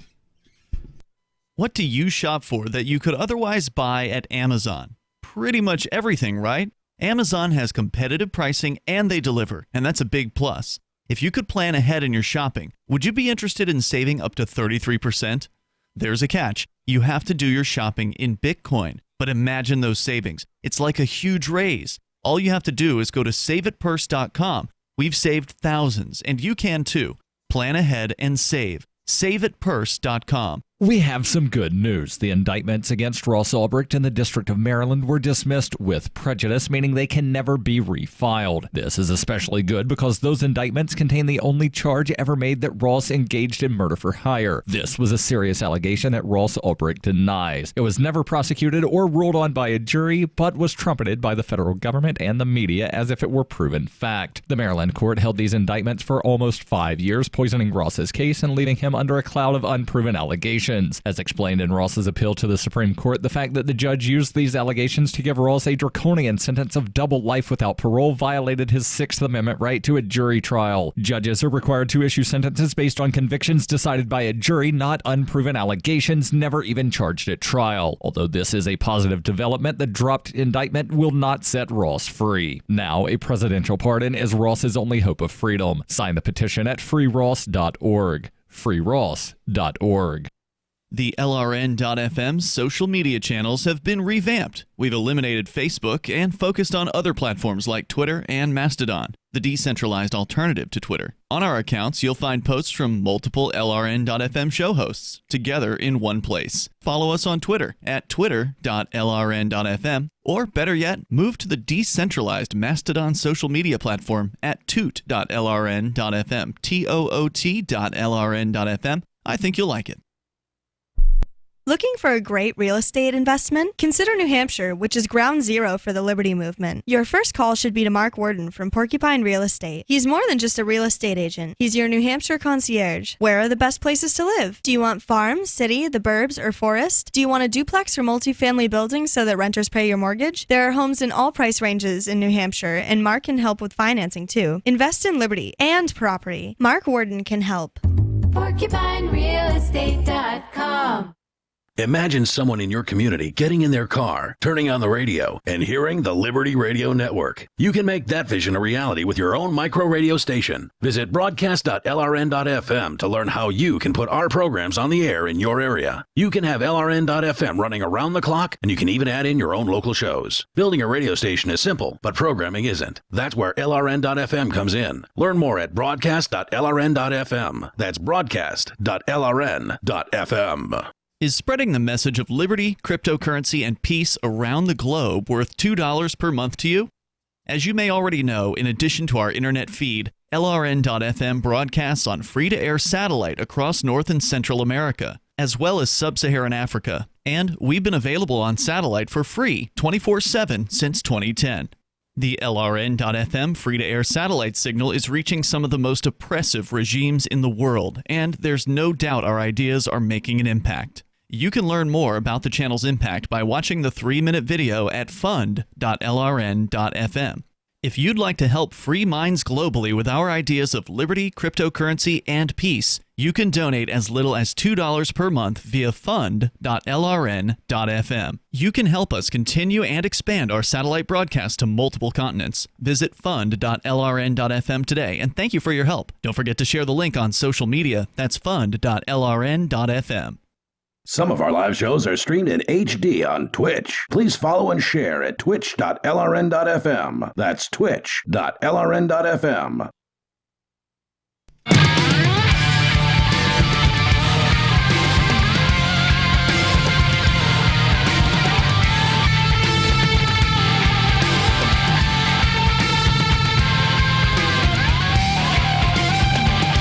Welcome back. This is the Call to Freedom. And I'd like to take a second to remind you that our podcasts have moved. They are no longer being uploaded to Spreaker. Instead, you can find them at calltofreedomlive.podbean.com or on Spotify or Google Play Music or the iTunes Store. So be sure to check it out on any of those places. I've still got people asking me about the podcast because the only way for them to find that out is to either watch us live each day, Monday through Friday, or to listen to the podcast. And apparently we had a lot more people listening to the podcast than I was aware of. Yeah. So I assumed most people listened live or, on one of the radio stations, but evidently they don't. Yeah, a lot of people apparently do, but,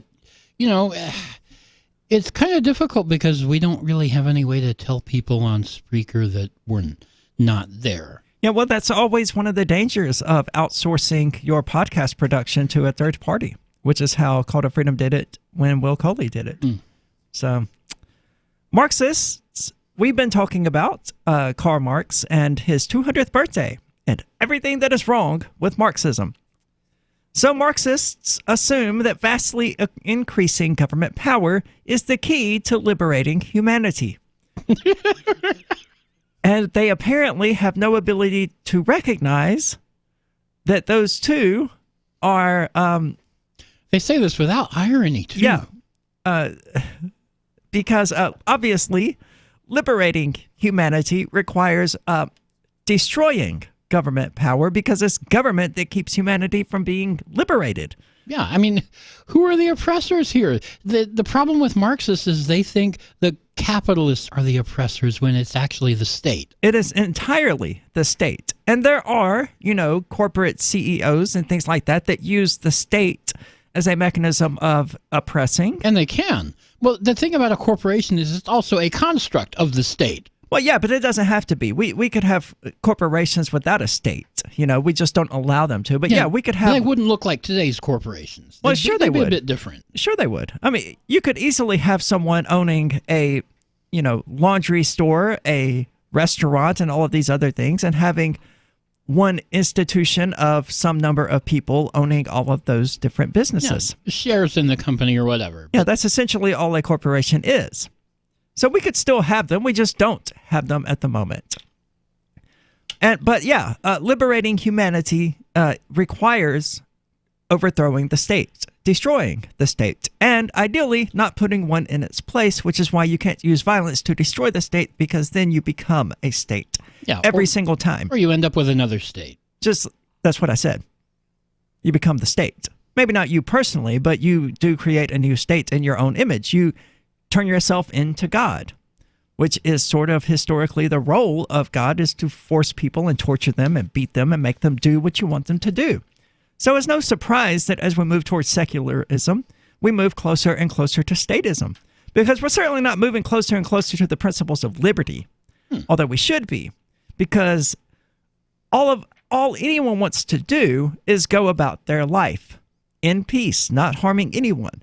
There are rare people out there who want to harm others, but they are rare, right? We have to recognize that. And when you ask me what I'm going to do about the murderer who would try to come and kill me or whatever, I would say shoot them. And if you say, okay, well, what if they have better guns than you? Well, what you're doing there is you're making a pro-state argument that we have to bring in people who have bigger and better guns, the biggest and best guns, because that's what the state is. They have a monopoly on the use of force in a given territory. And what's the state going to do about that anyway? The state does not protect you from murderers. They just come in later and pick up the body and maybe put the murderer in prison if you're lucky. Well, sure, but if, the murderer is still be just as dead. Yeah, but I mean, what we're talking about here is, say a murder goes on for a long time and the state can get there. The state would come in and do something about that murder, right? They would save your life. Often. Not always, and cops, of course, have no duty to enter into a situation like that. But, and we've learned that in the Florida school shooting, the Parkland school shooting, where the cop ran and hid. Or relearned it. Yeah. But that's ultimately what it comes down to is, well, we have to have the biggest and best guns come in order to protect you from the bad people with guns. Okay, fair enough. But what do you do when the people with the biggest and best guns are the bad people? There's no one you can call at that point. You can't call Uncle Sam. You can't call the police to protect you from the police. You can't even call Ghostbusters. You can't call the National Guard to protect you from the National Guard. That's the issue with the state. When you have something that has supreme power, you have no way to check that power. You just sort of have to trust that it's going to check its own power, and historically, it doesn't do that. So glorifying command and control was the flip side of demonizing prices and profits. But all-powerful regimes quickly became ends in themselves. In 1932, Soviet dictator Joseph Stalin decreed the death penalty for any theft of state property. Sounds like a dictatorship of the proletariat to me. Yeah. As millions of Ukrainians were starving due to the brutal collectivization of farms, even children poaching a few ears of corn could be shot. Yeah, the Ukrainian famine. I read a little bit about that a while back. They were ruthless. I mean, you could not eat the food you were growing on your own farm that had been in your family because for generations. It's not your own farm. It's not your own farm anymore. Everything belongs to the state. That's why I say dictatorship of the proletariat. Marx continues to appeal to social justice warriors. Ooh, the article used that phrase. Not a good idea. I can't believe USA Today published that. USA Today published this. Yeah, social justice warriors. It's generally frowned upon to use that in a serious context, especially in writing. Thanks to axioms such as from each according to his ability to each according to his need. But who determines need? The presumably omniscient benevolent state, which is neither omniscient nor benevolent. And who determines ability? Also the state, right? Well, I don't know if the state necessarily determines ability or if it's the person's own ability that determines their ability. Like if they bring in all the corn that they were able to produce, then that sort of determines their own ability to produce that amount of corn. I don't think the state says, no, you can produce more corn. The Soviet Union had quotas and they kept raising the quotas. Well, sure. But that doesn't, yeah, okay, fair enough. So the from each according to his ability part also very quickly goes away. The presumably, Marxism promised to end the class struggle, but did so by subjugating almost everyone to officialdom. And it's got a link there because I don't know what that means, but whatever. But yeah, the class struggle, it's not about, technically, using my definition, it is a class struggle against the moral and the immoral, because that's how I define the classes. But for most people, it's just a matter of wealth.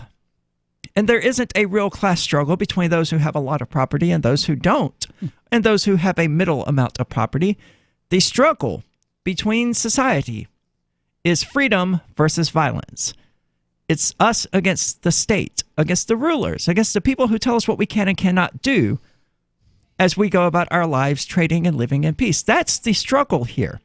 What Marx has done is misappropriated that struggle, redirected people and their ire with what's happening in the world today onto this other thing that empowers their enemy, because the state is our enemy. I want to be absolutely clear on that.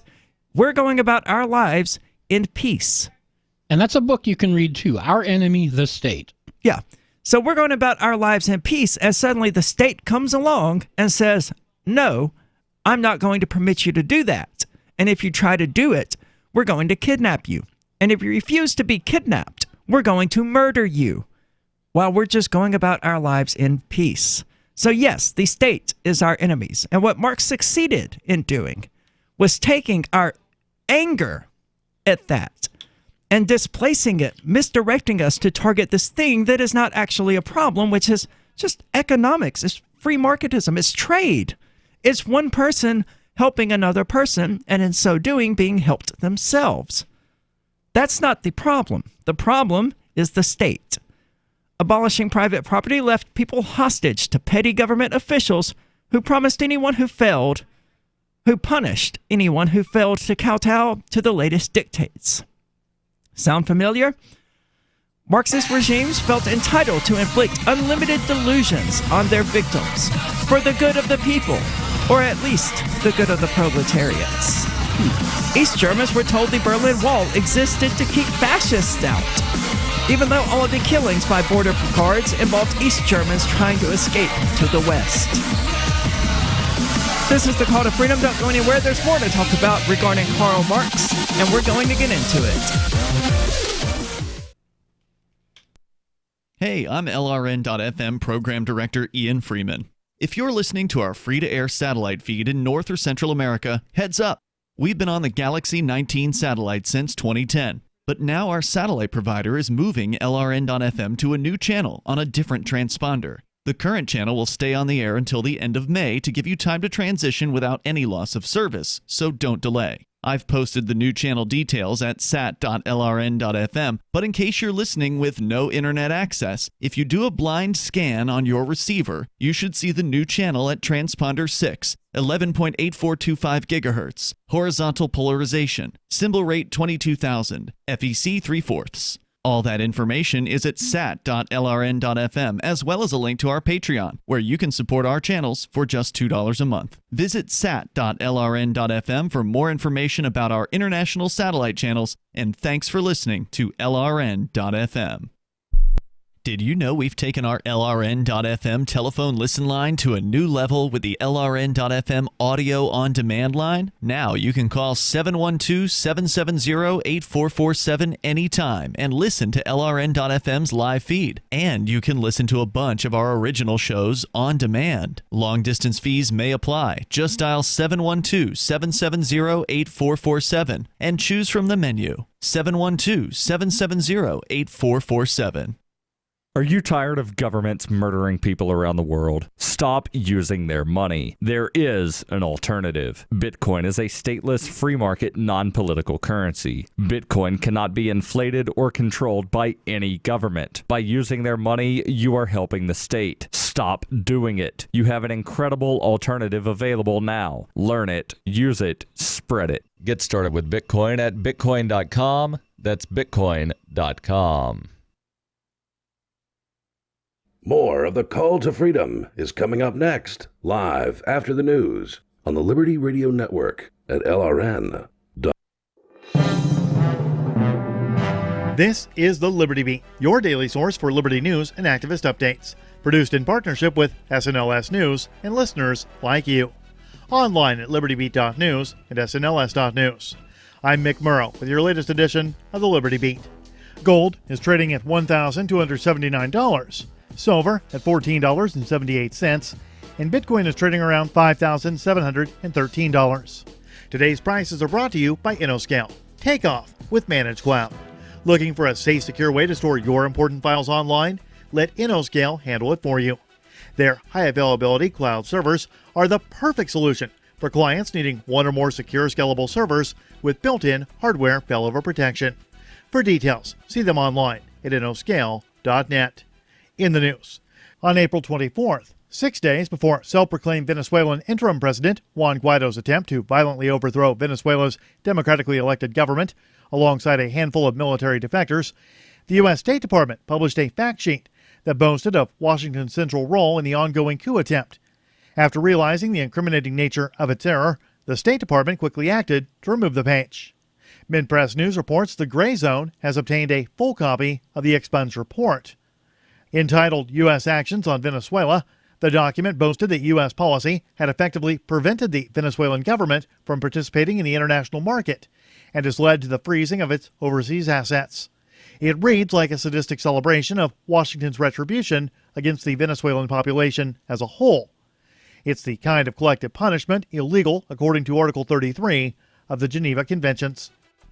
The Liberty Beat is sponsored in part by Brave Botanicals, high-quality kratom and CBD at reasonable prices, with excellent customer service. Brave Botanicals is activist-owned and mission-driven, fighting for your right to consume plant-based medicine and natural remedies. Find out more at mybravebotanicals.com. And right now, Liberty Beat listeners can save 10% by using promo code SNLS at checkout.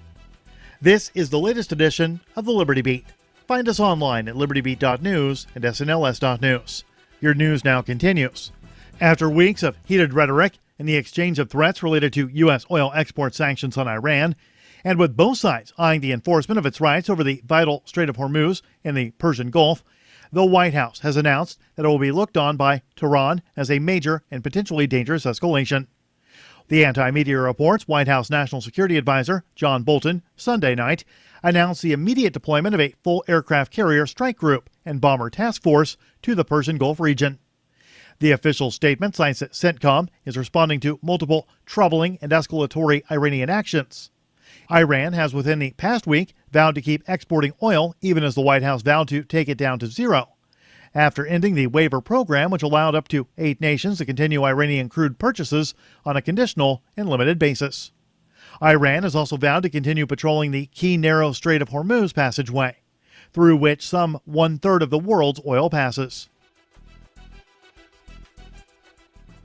U.S. President Donald Trump on Sunday threw his support behind Israel amid ongoing airstrikes in the blockaded Gaza Strip. The anti-media reports that since Saturday, 25 Palestinians, including 2 pregnant women and 2 infants, were killed and more than 100 others wounded by Israeli airstrikes. The escalation in the Gaza Strip started when 4 Palestinians were killed, including a teenager, and 51 wounded on Friday in Israeli army attacks on Hamas-affiliated sites and a separate attack on a rally against the decade-long occupation and siege of the Gaza Strip. The Israeli assaults were met by Palestinian resistance factions launching 600 rockets toward Israeli settlements, killing 4 people, according to Israel. The airstrikes also hit a building that housed Anadolu Agency's office, which drew condemnation from international media organizations.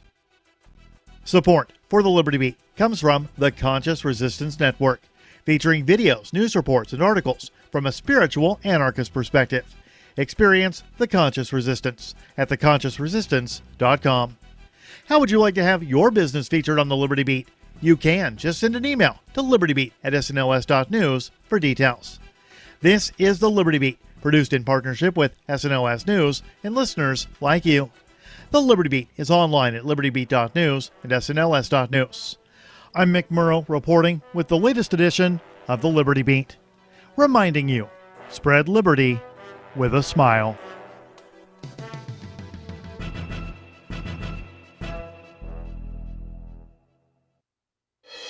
An alarming new study finds that people suffering from stress-related disorders react poorly to being trapped in underwater elevators. A tired 398-month-old throws a tantrum, and a little clay thing is purchased at an arts festival. And now an eerily perfect recap of this week's news. The Catholic Church reversed its long-held stance against gay marriage this week after meeting Connecticut couple Tony and Craig. The vacationing pair dazzled the Pope and assorted clergy with their witty conversation and true loving affection for each other, leading Vatican officials to conclude that love is love and it's silly to put restrictions on it in this day and age. The Chinese people announced that they would be willing to forgive most of the United States' $1.16 trillion debt if Americans agreed to dress up in costumes and perform silly dances for them.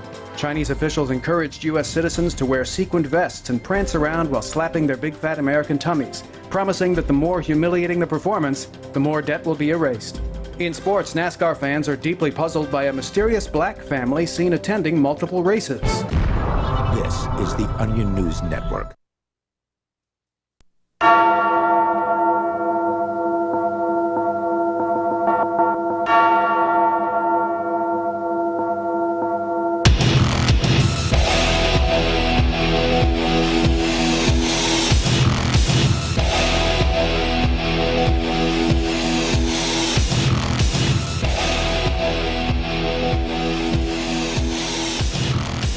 Welcome back. This is The Call to Freedom. I'm your host, as always, Arya DeMezzo, whose music you heard earlier. You can listen to it at soundcloud.com/Arya DeMezzo. I uploaded another song recently. I've got a huge catalog of songs that I've written that I have not uploaded. I basically alternate because SoundCloud has an upload limit and I don't write music frequently enough to worry with it. I produce like one new song every year or so. Used to do more, but now it's just when I feel like it, and when the mood strikes me, and when the emotion strikes me, really. Anyway, I'm joined, as always, by Michael Hampton from CryptoTip.org. And we've been making fun of Karl Marx most of the day, even though we began this with an article from this guy who really, really, really liked Karl Marx. Of course, we're not fans of Marxism here. Something. What's going on in the chat? Someone has asked why the cam doesn't show me as I'm speaking, and it's messing with their head. It's ultimately because we use a cam switcher that's automatic, so we don't have to worry about it. It's on a timer. Yeah. Well, sort of. It generates a random number, and when one is greater than the other, it switches, and then it cycles through 1, 2, and 3. That's okay. Rather than a timer. That works. So, Marxist regimes have felt entitled to inflict unlimited delusions on their victims for the good of the people, or at least the proletariats. And as we mentioned, East Germans were told the Berlin Wall existed to keep fascists out, even though all of the killings by border guards involved East Germans trying to escape West. Marxism promised a utopia, and that unsecured pledge sufficed to treat subjects like serfs, bound to endlessly submit and obey. And that's anyone who tried to escape was treated as if they were stealing government property. And of course, that's punishable by death. Yeah. Communism is still often portrayed as morally superior to capitalism because it banishes greedy corporations poisoning people for profit. But East Bloc regimes became a vast graveyard for Mother Nature.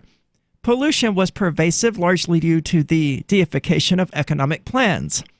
As long as the factories roared and steel output rose, it didn't much matter if people and everything else were dying. I traveled behind the Iron Curtains many times in the mid-1980s to study firsthand the results of Marxist philosophy. I saw pervasive fear in the faces of emaciated people on the streets of Bucharest, Romania, and I saw the terror in the eyes of young Czechs when anyone touched on the subject of politics. I experienced border guards who flew into a tizzy at any piece of paper that might contain subversive ideas. And I witnessed legions of Western apologists who always insisted on giving communist regimes more time and more Western handouts to redeem themselves. Marx never intended for his doctrines to spur perpetual dread in hundreds of millions of victims. But it was criminally naive to expect happy results from any system that bestowed boundless power on rulers. On Marx's birthday, never forget that a philosophy that begins by idealizing government will end by idealizing subjugation. Very well written. Definitely something that I would agree with. The state sucks. And it seems like communism, or Marxism as a whole, is largely about giving the state power.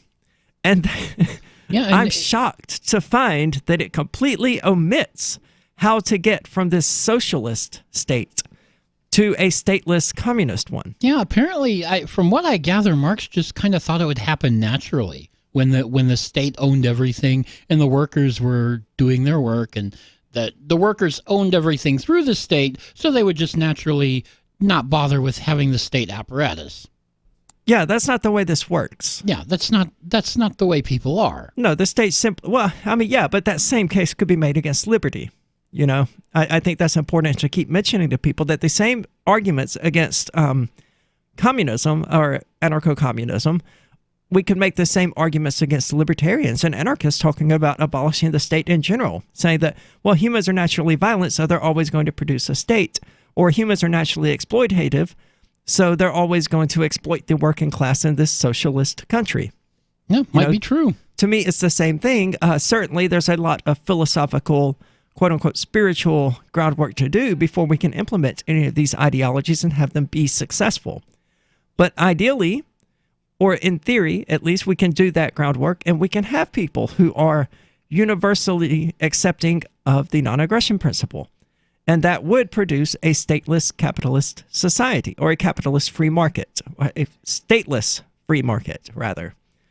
And by the same token, we could have the ideological backbone, so to speak, where these ideas of equality and social justice and the proletariat and the bourgeois and all of that have just perpetuated so much that we could have a communist society. I think the two things are probably equally likely. I think they would have drastically different results. Actually, I don't think they're equally likely. Yeah, they are equally likely here on Earth anyway, because I don't think either one is going to happen. But there will be a planet at some point in the future that it sets itself up as a communist or a socialist utopia with the promise of ultimately becoming a communist one, and I just don't see it happening. Yeah, that planet's going to be dead. Because they omit that critical piece of moving from a state to a stateless society, which is the destruction of the idea that it's legitimate to use violence to make people do what you want them to do. And that's built in to the free market approach, right? The violence is the only thing that impedes the free market in the first place. And even that's only temporary.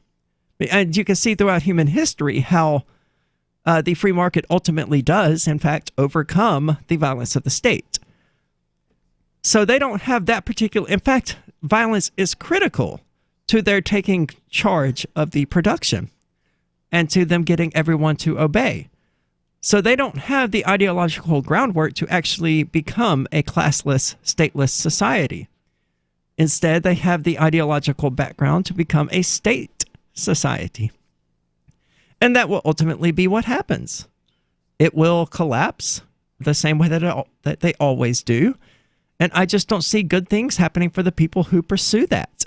No, if you happen to live through such a collapse, I mean, we're watching it now with Venezuela. Yep. And it's not working out any better for them than it did for the Ukrainians or for the people in the Czech Republic or Argentina, what was formerly 20 years Czechoslovakia. ago. Yeah, we have countless examples of communism attempting to be implemented by passing through socialism, and it has never worked. Sure, Marx's ideology ultimately ended, apparently, in some classless and stateless society that he didn't care or didn't bother to point out how we might travel from A to B. But we have never actually traveled from A to B. It always seems to collapse before that point. So I would have to ask the question, if you can't actually implement this ideology without the system around it collapsing, what is the point if it's not to create a ultra supreme state? That to me seems like what the point is. But anyway, there is other news because the United States, evidently, moving on from Karl Marx and his birthday, the United States has sent a carrier group to Iran. Apparently, that war that we were talking about several months ago on the Call to Freedom, where you could actually buy tickets to the war with Iran on some Israeli-owned website, is about to happen. Well, I think it was I think it was a joke. But you basically donated money to some AIPAC-style group, and they fueled America media to convince us that we had to go to war with Iran and that Iran was a threat to America and all this other stuff. So I guess, yeah, you sort of were helping to go to war by providing for that, but now it looks like the war may actually be upon us. But this isn't a surprise. They've been beating the drums of war with Iran for decades. Yeah, this has been a long time coming. Yeah, so it's suddenly going to happen. Not terribly surprised, but we're going to tell you more about that, so don't go anywhere. This is The Call to Freedom.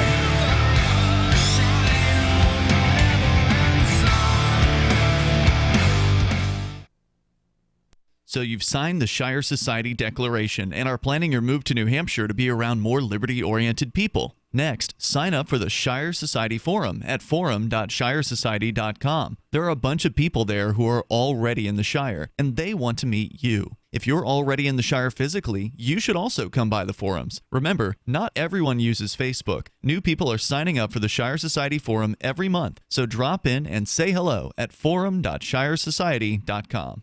Are you a helpless moron perplexed by the world? Wish there was a device that enabled you to consult the Onion Book of Known Knowledge anytime, anywhere?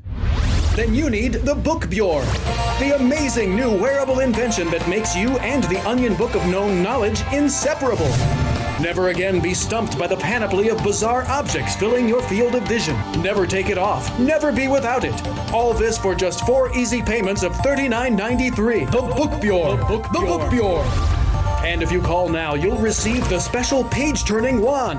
Turn pages with the greatest of ease. The special reading light to wrench knowledge from utter darkness. The book umbrella to protect the Onion Book of Known Knowledge's precious pages from the elements. Book Bjorn. This $800 value can be yours today. Send a check or money order to the Book Bjorn, care of the Zwiebel Center for Knowledge Studies, 15 Zwiebel Way, Macau, China. Do not hesitate. Buy now. The Book Bjorn. Some of you asked, and now we've delivered. LRN.FM's live Keene, New Hampshire studio shows are now streamed in HD on Twitch. Visit our channel at twitch.lrn.fm and give it a follow. If you have Amazon Prime, you get one free subscription on Twitch. If you use it on our channel, Twitch will give LRN.FM a monthly piece of your Prime subscription cost. So please watch, follow, share, and subscribe to twitch.lrn.fm. That's twitch.lrn.fm. The new 4th edition of Healing Our World, The Compassion of Libertarianism, will take your understanding of liberty to a deeper level and has over 1,300 updated references, new cartoons, and a foreword by Dr. Ron Paul. With discounts for multiple book purchases, the 4th edition of Healing Our World is a great gift for the liberals, pragmatists, environmentalists, and Christians in your life who think libertarianism is cold-hearted. Get yours today at healing.freetalklive.com and use promo code FTL for a $5 discount. Did you know you can listen to LRN.FM via our free-to-air satellite channels? We have channels over nearly all of North America and much of Africa. All you need is an affordable receiver and a dish as small as 30 inches. There are no monthly fees. Learn more at sat.lrn.fm. Plus, if you are a broadcaster or want to be one, this is a good delivery method for our content. See our coverage maps and get details at sat.lrn.fm. That's sat.lrn.fm. sat.lrn.fm.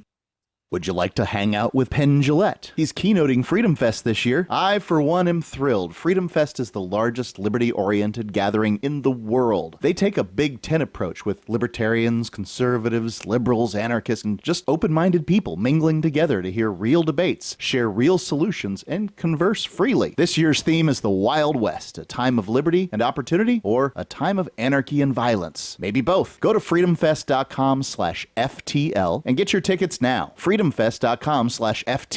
Not convinced yet? Hey, I understand. It's a high-end event, even with coupon code FTLEB. Sure, you're likely to receive investment advice that'll make that sum seem paltry, but I have something special for you. Go to freedomfest.com/FTL and you'll get the 5 best speeches from last year for free. Call it a test drive. Do yourself a favor and go to freedomfest.com/FTL. freedomfest.com/FTL. Use coupon code FTLEB for a discount. Love what we do? Please help support our international satellite channels at patreon.lrn.fm. That's patreon.lrn.fm.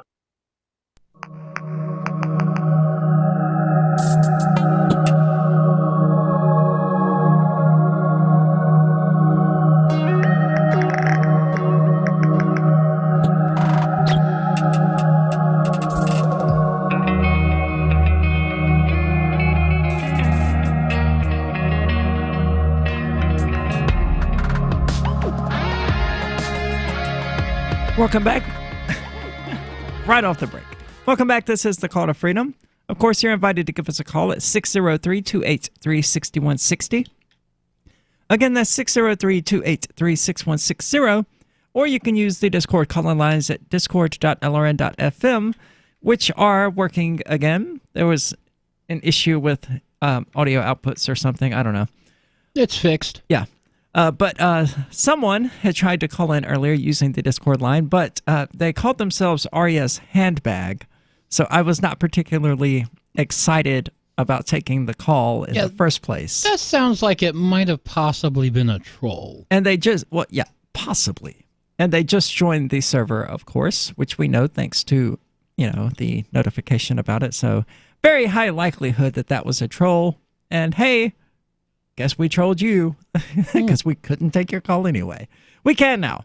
So that's discord.lrn.fm.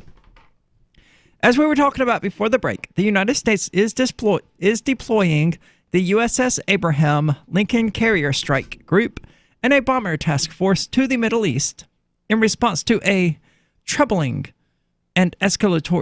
number of troubling and escalatory indications and warnings from Iran, said U.S. National Security Advisor John Bolton. A U.S. official with direct knowledge of the situation told CNN that the threats were against both U.S. maritime and land-based forces in the region. The deployments are aimed specifically at deterring any Iranian military actions, the official added. In a written statement released by the White House, Bolton said the U.S. was deploying the Carrier Strike Group, and they already said that, basically to send a clear and unmistakable message to the Iranian regime that any attack on United States interests or on those of our allies will be met with unrelenting force. Well, I mean, they know that already, I'm sure. Yeah, I'm sure they figured that one out long ago. The United States is not seeking war with the Iranian regime, but we are fully prepared to respond to any attack, whether by proxy, the Islamic Revolutionary Guard Corps, or regular Iranian forces. Two U.S. officials told CNN that the very public statements are aimed at deterring Iran. There is no indication that any action by Iran is imminent. So they basically just made this up, it would seem. According to CNN, who has presumably researched it more so than I have. I said, wait a minute, what are you even talking about? There's no threat to U.S. troops. In comments made Sunday night, U.S. Secretary of State Mike Pompeo said the deployments have been in the works for a little while. Well, we knew that. We will hold the Iranians accountable for attacks on American interests. And the fact that if those actions take place, if they do so by some third-party proxy, a Shiite militia group, the Houthis or Hezbollah, we will hold the Iranian leadership directly accountable for that. So if terrorism happens as a result of American actions in the Middle East, we're going to hold Iran responsible for some weird reason. Well, they do say that Iran is paying for some of these terrorists. Well, yeah, with money that they got from us, more often than not.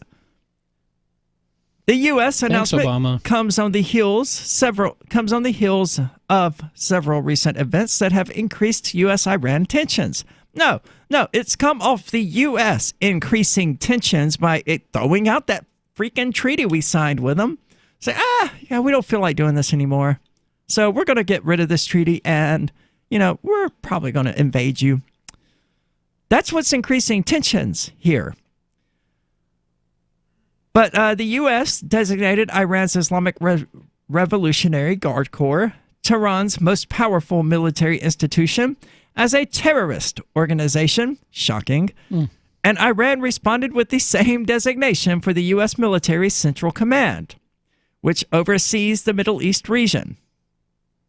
And the U.S. eliminating waivers for some countries to buy Iranian oil and avoid U.S. sanctions. So we're kind of being as antagonistic as possible. I mean, we called their official military a terrorist organization. You did? When I say we, I'm obviously not referring to me personally. I'm using it colloquially to respond to the American government. Okay. I'm sick to death of having to point that out every single time I say we. I mean, at this point, I should think it would be known that I don't mean I did any of this. So the Iranian government responded by rightly, I would point out, calling the U.S. military a group of terrorists. And the U.S. then eliminated some waivers that allowed some countries to buy Iranian oil and avoid U.S. sanctions. So on the oil issue, Iranian Foreign Minister Javad Zarif said 2 weeks ago that Iran would continue to sell its oil on world markets and that the U.S. should not try to stop it. If the United States takes the crazy measure of trying to prevent us from doing that, then it should be prepared for the consequences. What would the consequences be? You're Iran. Point, I don't know. I mean, you're not going to launch any missiles over here. So a lot of blustering from them, but I understand, they don't want to show weakness. They don't want to admit that they know that they're powerless against the American government. U.S. security officials at that time expressed concern that Tehran could respond asymmetrically by targeting U.S. facilities and personnel around the Middle East. Okay, so that's a good point. They don't have to shoot missiles over here because we went over there. They just have to shoot missiles where we're at over there. And that's relatively easy to do because the United States military kind of made it a habit for a while of invading countries that kind of sort of surround Iran. Because this facilitates long-term invasions into China and Russia. But Motwani said that would be a bad idea for Tehran. Who is Motwani? This is the first time they've been mentioned, and it doesn't say who they are. It's just some random person. Motwani? Oh, okay. I don't know who that is, but thanks for not clarifying, CNN. I don't think it's in Iran's interest to escalate tensions. It would give the U.S. a reason to take on Iran. Well, certainly, and I don't think Iran is the one escalating tensions. I think they're the ones responding to the escalation of tensions as committed by the American government. But all of this may cause Iran to lose support it's trying to maintain among European countries who have stuck to the Iran nuclear deal that U.S. President Donald Trump abandoned. But oh no, this is totally Iran's fault. They're the ones escalating tensions. It's not us ignoring this deal, abandoning this deal that we agreed to them with. Zarif, the Iranian foreign minister, said 2 weeks ago that he believes some members of the Trump administration, but not Trump himself, and some allies seek a confrontation with Tehran. Well, we know they do. And they've been upfront about war with Iran since Benjamin Netanyahu went before, the United Nations with his stupid Wile E. Coyote-looking bomb, which is a visual that we should not forget because that's how long this fear-mongering has been going on. They've been preparing for an invasion of Iran for a very, very long time. And I don't see any reason to think that it's not going to happen as long as the U.S. military exists. This is the Call to Freedom.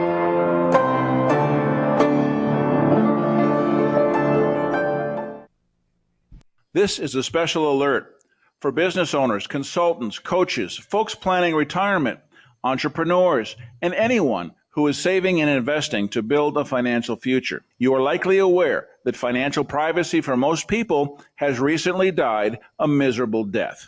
And let's face it, without privacy, there really is no security, is there? Bankrupt governments and banks on the verge of collapse are perhaps the biggest threat to your financial future today.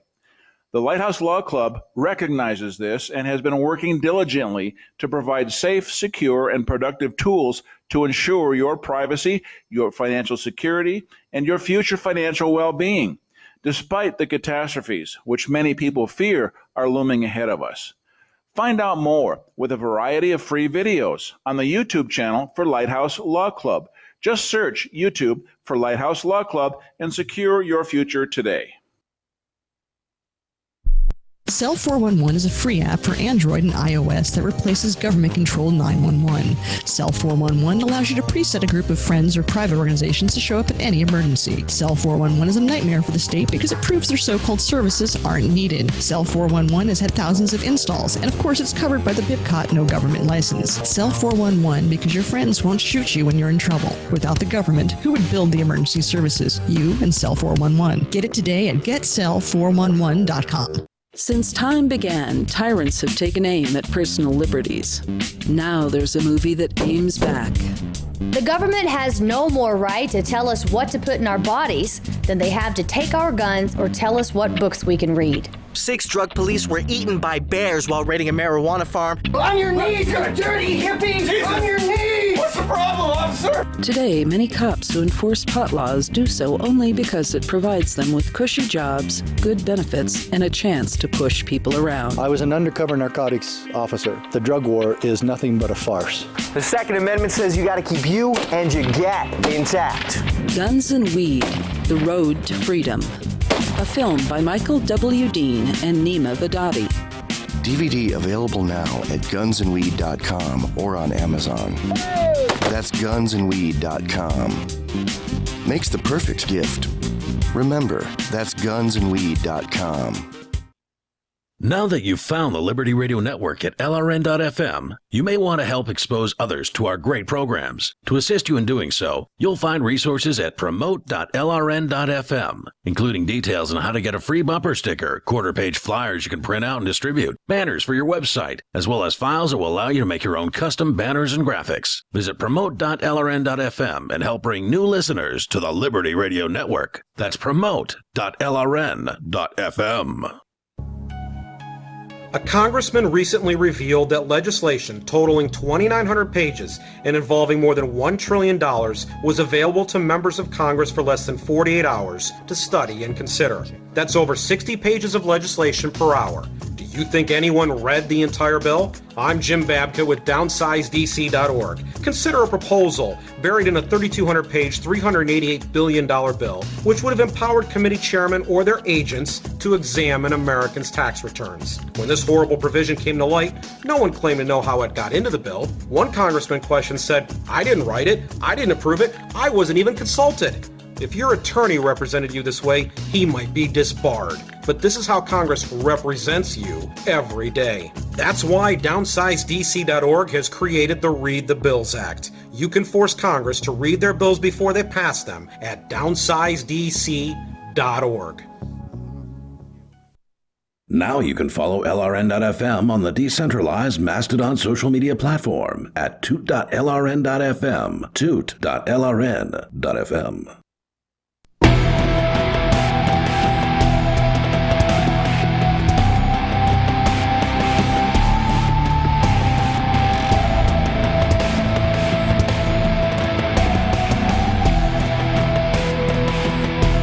Welcome back. This is the Call to Freedom, and we are broadcasting, as always, from the Liberty Radio studio here in Keene, New Hampshire. Michael, you're absolutely correct. Saying "we" is a habit that I need to break. I mean, especially in regard to the American government, things like that, because it's sort of built in. It's builds up that mythology that we are the government, or we are somehow responsible for what these ruling elites do. It's something everyone does, so I don't blame you for doing it. It's just something that, if you see yourself doing it, you can catch yourself and think about it and think, why do I want to associate myself with the U.S. government in this way? Right. Yeah, I bear no responsibility for what these lunatics are doing. And so, thank you for continuing to challenge me on that. Sorry for, sort of snapping at you. Totally unrelated to you. You had a bad day. My day was okay. Yesterday was bad.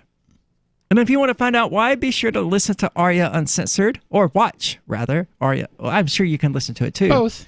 Yeah. Both. Be sure to watch Arya Uncensored live tomorrow night at 10 o'clock p.m. Eastern Standard Time on dlive.lrn.fm and twitch.lrn.fm.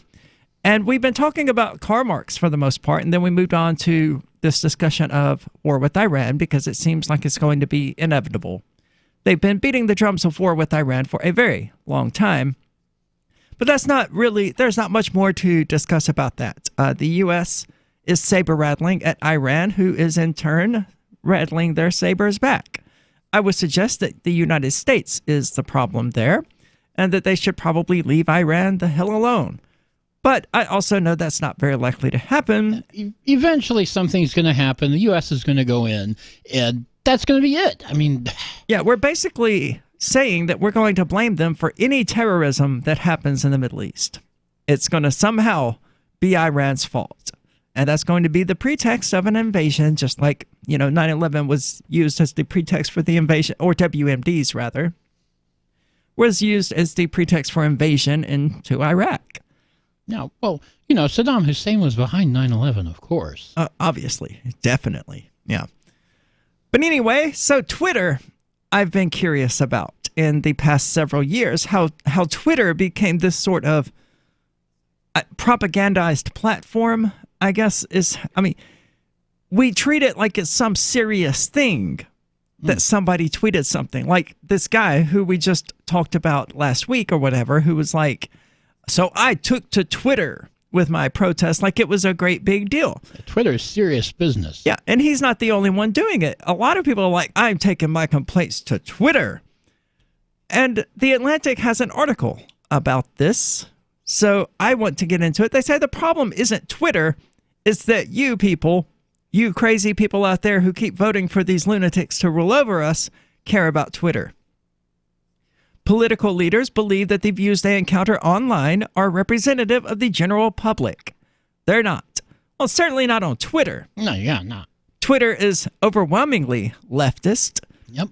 And it was irritating to me during the 2016 election when you had so many people who were like YouTubers who just happened to be on Twitter and things like that, coming on there to say, politics is important and I'm going to be political. And if you don't like it, you can unfollow me, Bernie 2016 and other crap like that. And then as soon as the election goes away, politics for them just stop existing. It's like, look, you're not some political genius simply because you jumped on a Sanders bandwagon for 2.5 months out of a 4-year period.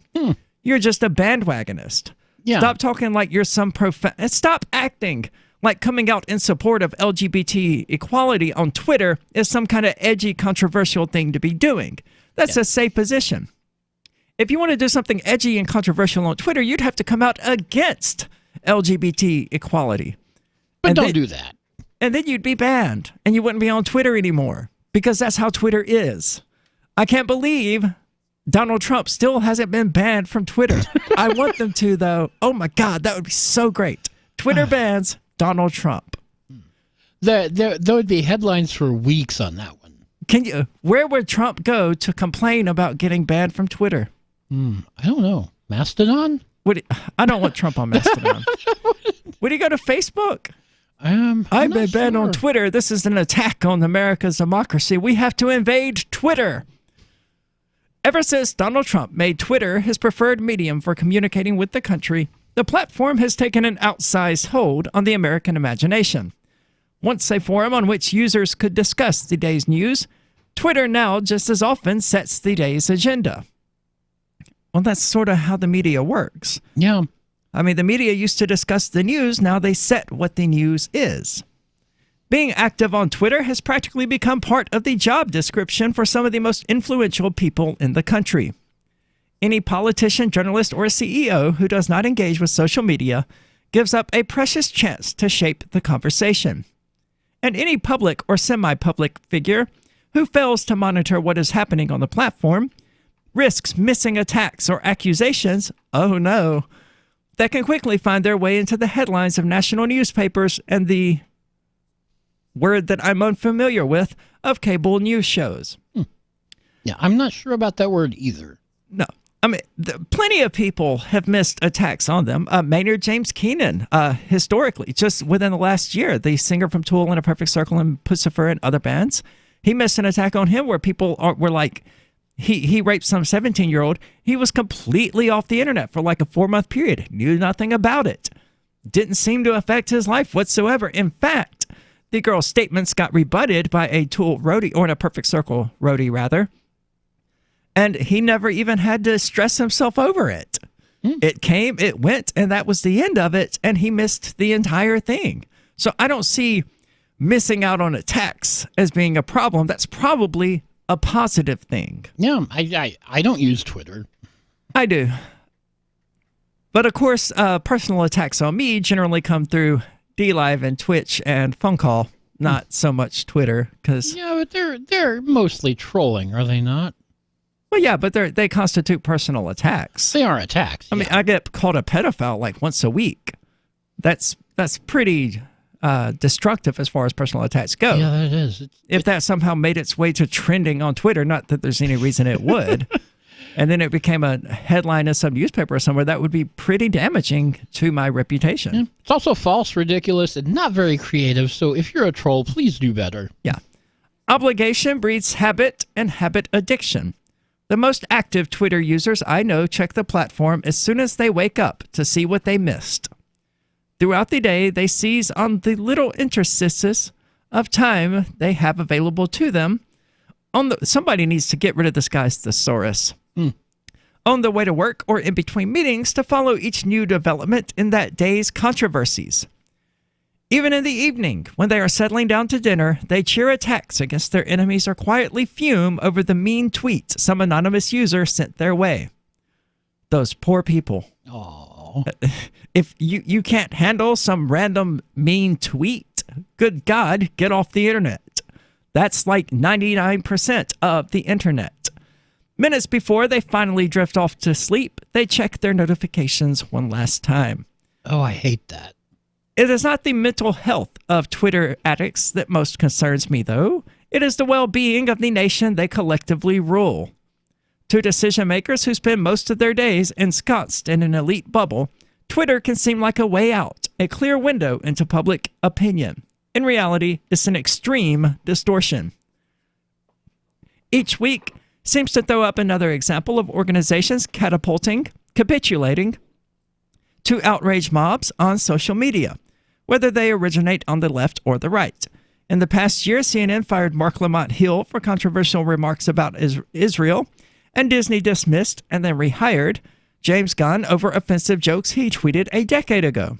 In both cases, due in part to anger on Twitter. But while the best-known cases of social media influencing large institutions involve famous celebrities losing their jobs, the sway is just as strong in shaping the implicit assumptions and the priorities of the country's political class. I think there are Twitterers out there who get off on getting people fired. There certainly are, because they think they're changing the world. They're making the world a better place by doing crap like that. So we're going to get back into Twitter. Don't go anywhere. This is the Call to Freedom.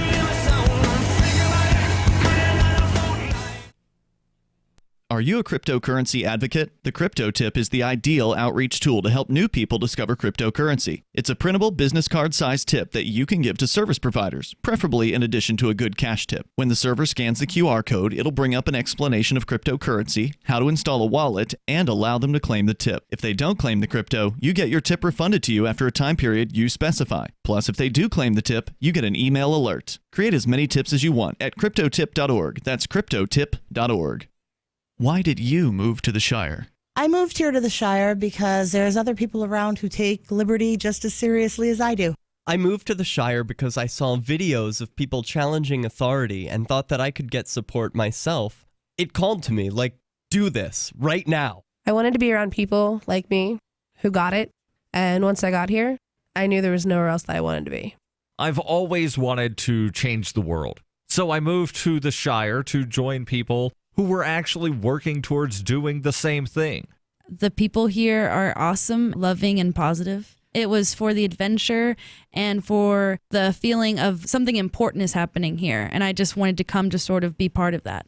Visit ShireSociety.com to read and sign the Shire Society Declaration and learn the reasons why, if you love liberty, you should immigrate to the Shire. Plus, connect with others via the forum at ShireSociety.com. That's ShireSociety.com. LRN.FM is proud to announce our official listening apps for Android and iOS devices. Now you can easily tune into our streams anywhere, anytime on your smartphone or tablet. Just visit apps.lrn.fm or search for LRN.FM in the Android or Apple app stores. Please download, rate us 5 stars, then share the link on your social media, and let your friends and family know how you're listening to LRN.FM.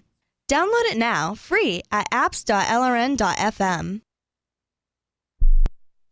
Did you know you can legally exit the U.S. federal income tax system?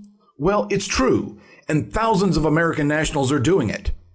The 16th Amendment and the Internal Revenue Code are legal, but only in a limited jurisdiction. This is the basis behind the voluntary nature of the income tax. Learn the exit strategy provided by Congress. Find out more by visiting weissparis.com and watch our numerous videos. That's WEISSparis.com. There are lots of ways to listen to Free Talk Live. Our podcast has been around since podcasts began, and now the FTL feed is loaded with content besides our full show archives. Did you know that we make it easy for you to customize your podcast subscriptions? We have different feeds, one that includes only our full shows, one with just the Daily Digest, and one with just the Edgington Post. You decide what you listen to. It's quick and easy to customize your feeds at feeds.freetalklive.com. That's feeds.freetalklive.com. Hey, I'm LRN.FM Program Director Ian Freeman. If you're listening to our free-to-air satellite feed in North or Central America, heads up.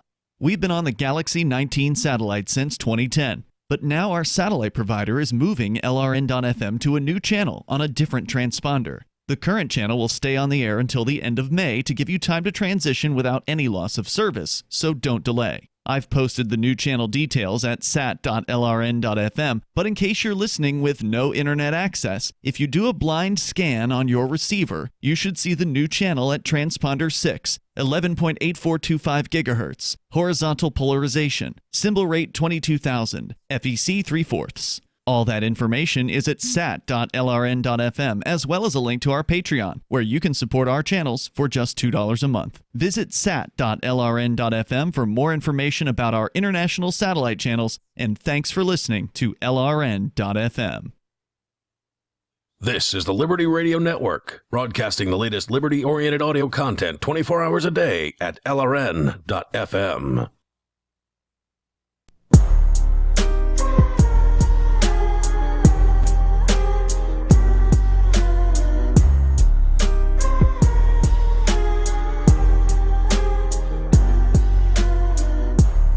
Welcome back. This is the Call to Freedom, and it's our final segment right before Free Talk Live comes on. Of course, you don't want to go anywhere for that because I'm going to be on it tonight, joining Ian and Melanie for the episode. It's going to be great.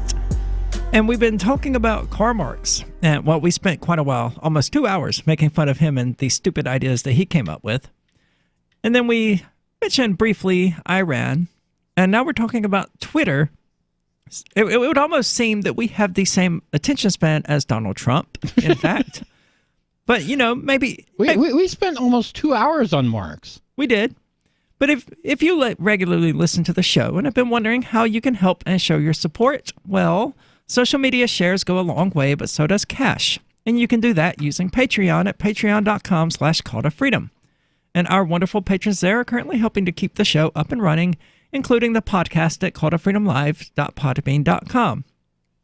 And we can't thank them enough for showing their support for our efforts, even as they go to Facebook to tell me how wrong I am about everything. I swear to God, I do not get why this one person does it. But whatever. Yeah, one of our patrons is... He is one of our top tier patrons. Yeah, it's wild. He supports the show. He supports the show, but he's... He just constantly takes to Facebook to trash me. Whatever.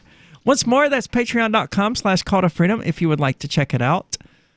There's usually interesting content posted just there as well that doesn't make its way to our social media platforms and things like that. So, I mean, it's worth checking out. If only for that reason. You don't have to actually, become a patron in order to follow some of that. No, we're not Some of it's locked behind a paywall, technically. Okay. But not most of it. I mean, nothing serious or important is locked behind a paywall. And even when it is, it's the $1 paywall. So it's like, okay, if you give us $1 per month, you have access to all of the content on the page. But most of it's not paywalled anyway, because I'm not a big fan of paywalls.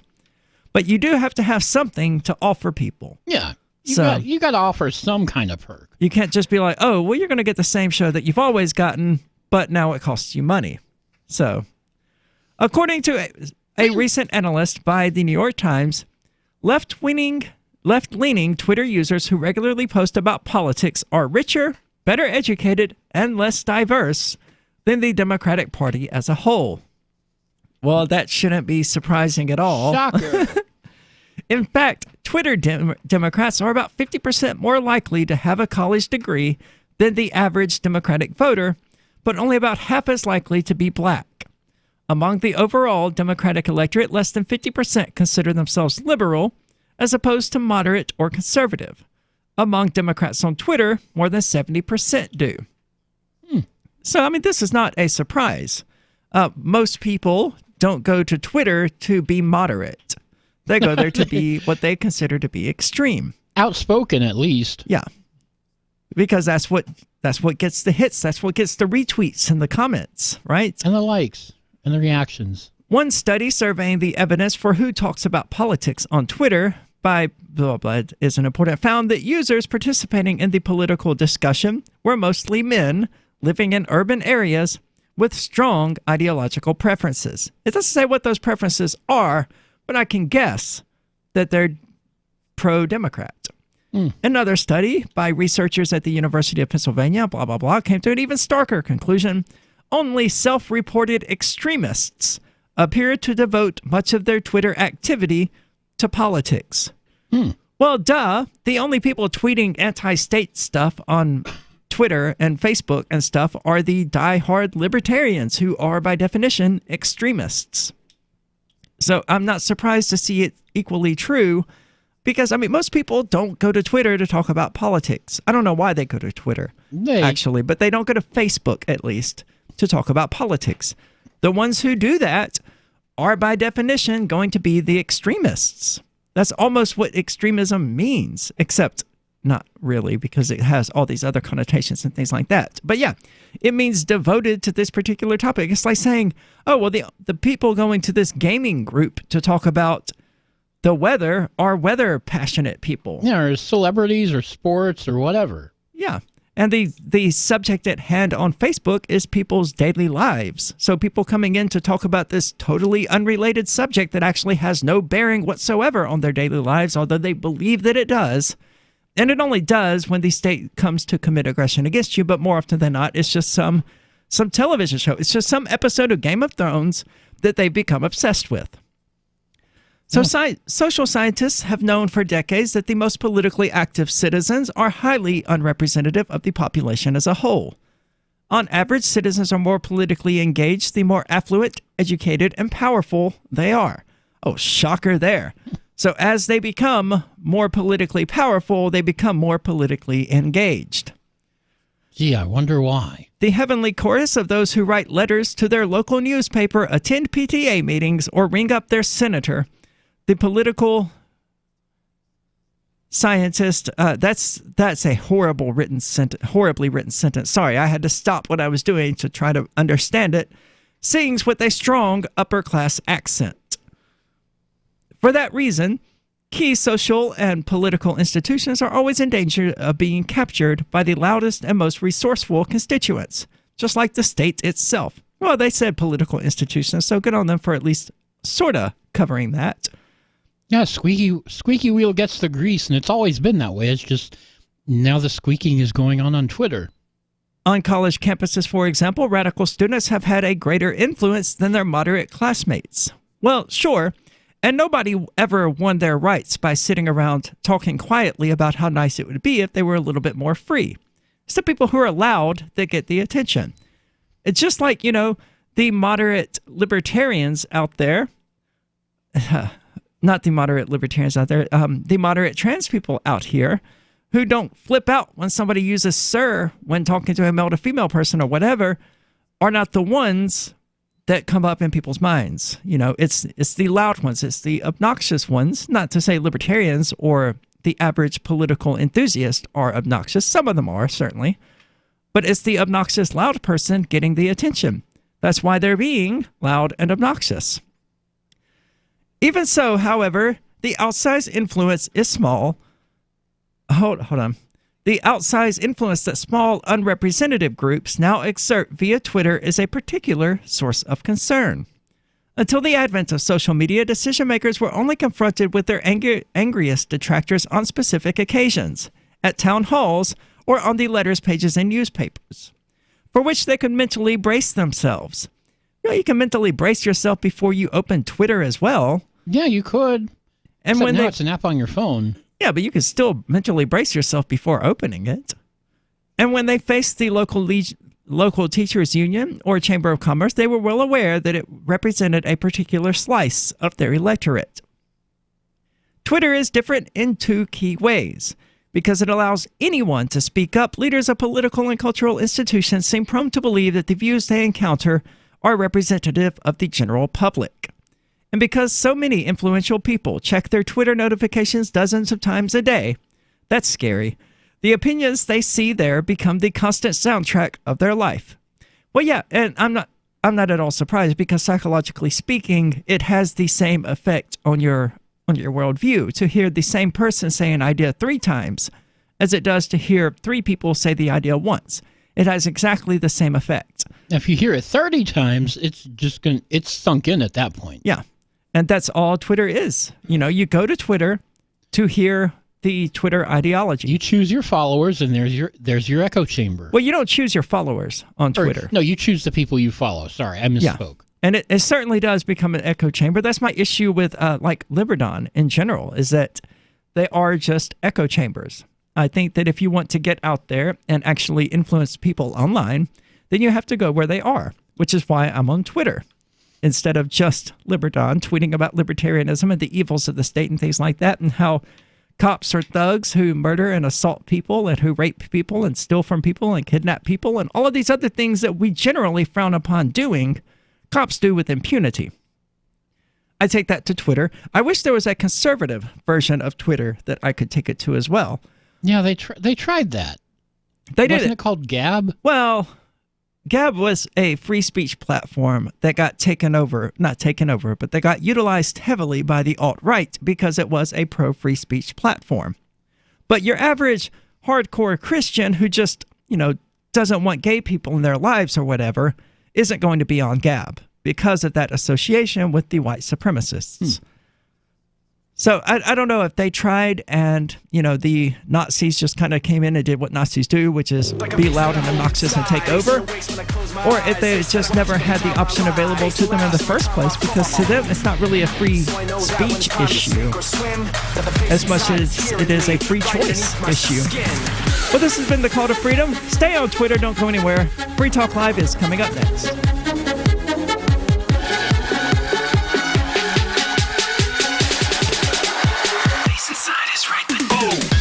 And now we're on to FM 2. So the protection of life, liberty, and property is what the Free State Project is all about. But it's an effort to move 20,000 people who understand. It's about demonstrating to the entire country that, yeah, we can have a free market, a truly free market. Making it just a freer, great place to live. It's the world's largest voluntarist libertarian community, and it's only getting bigger.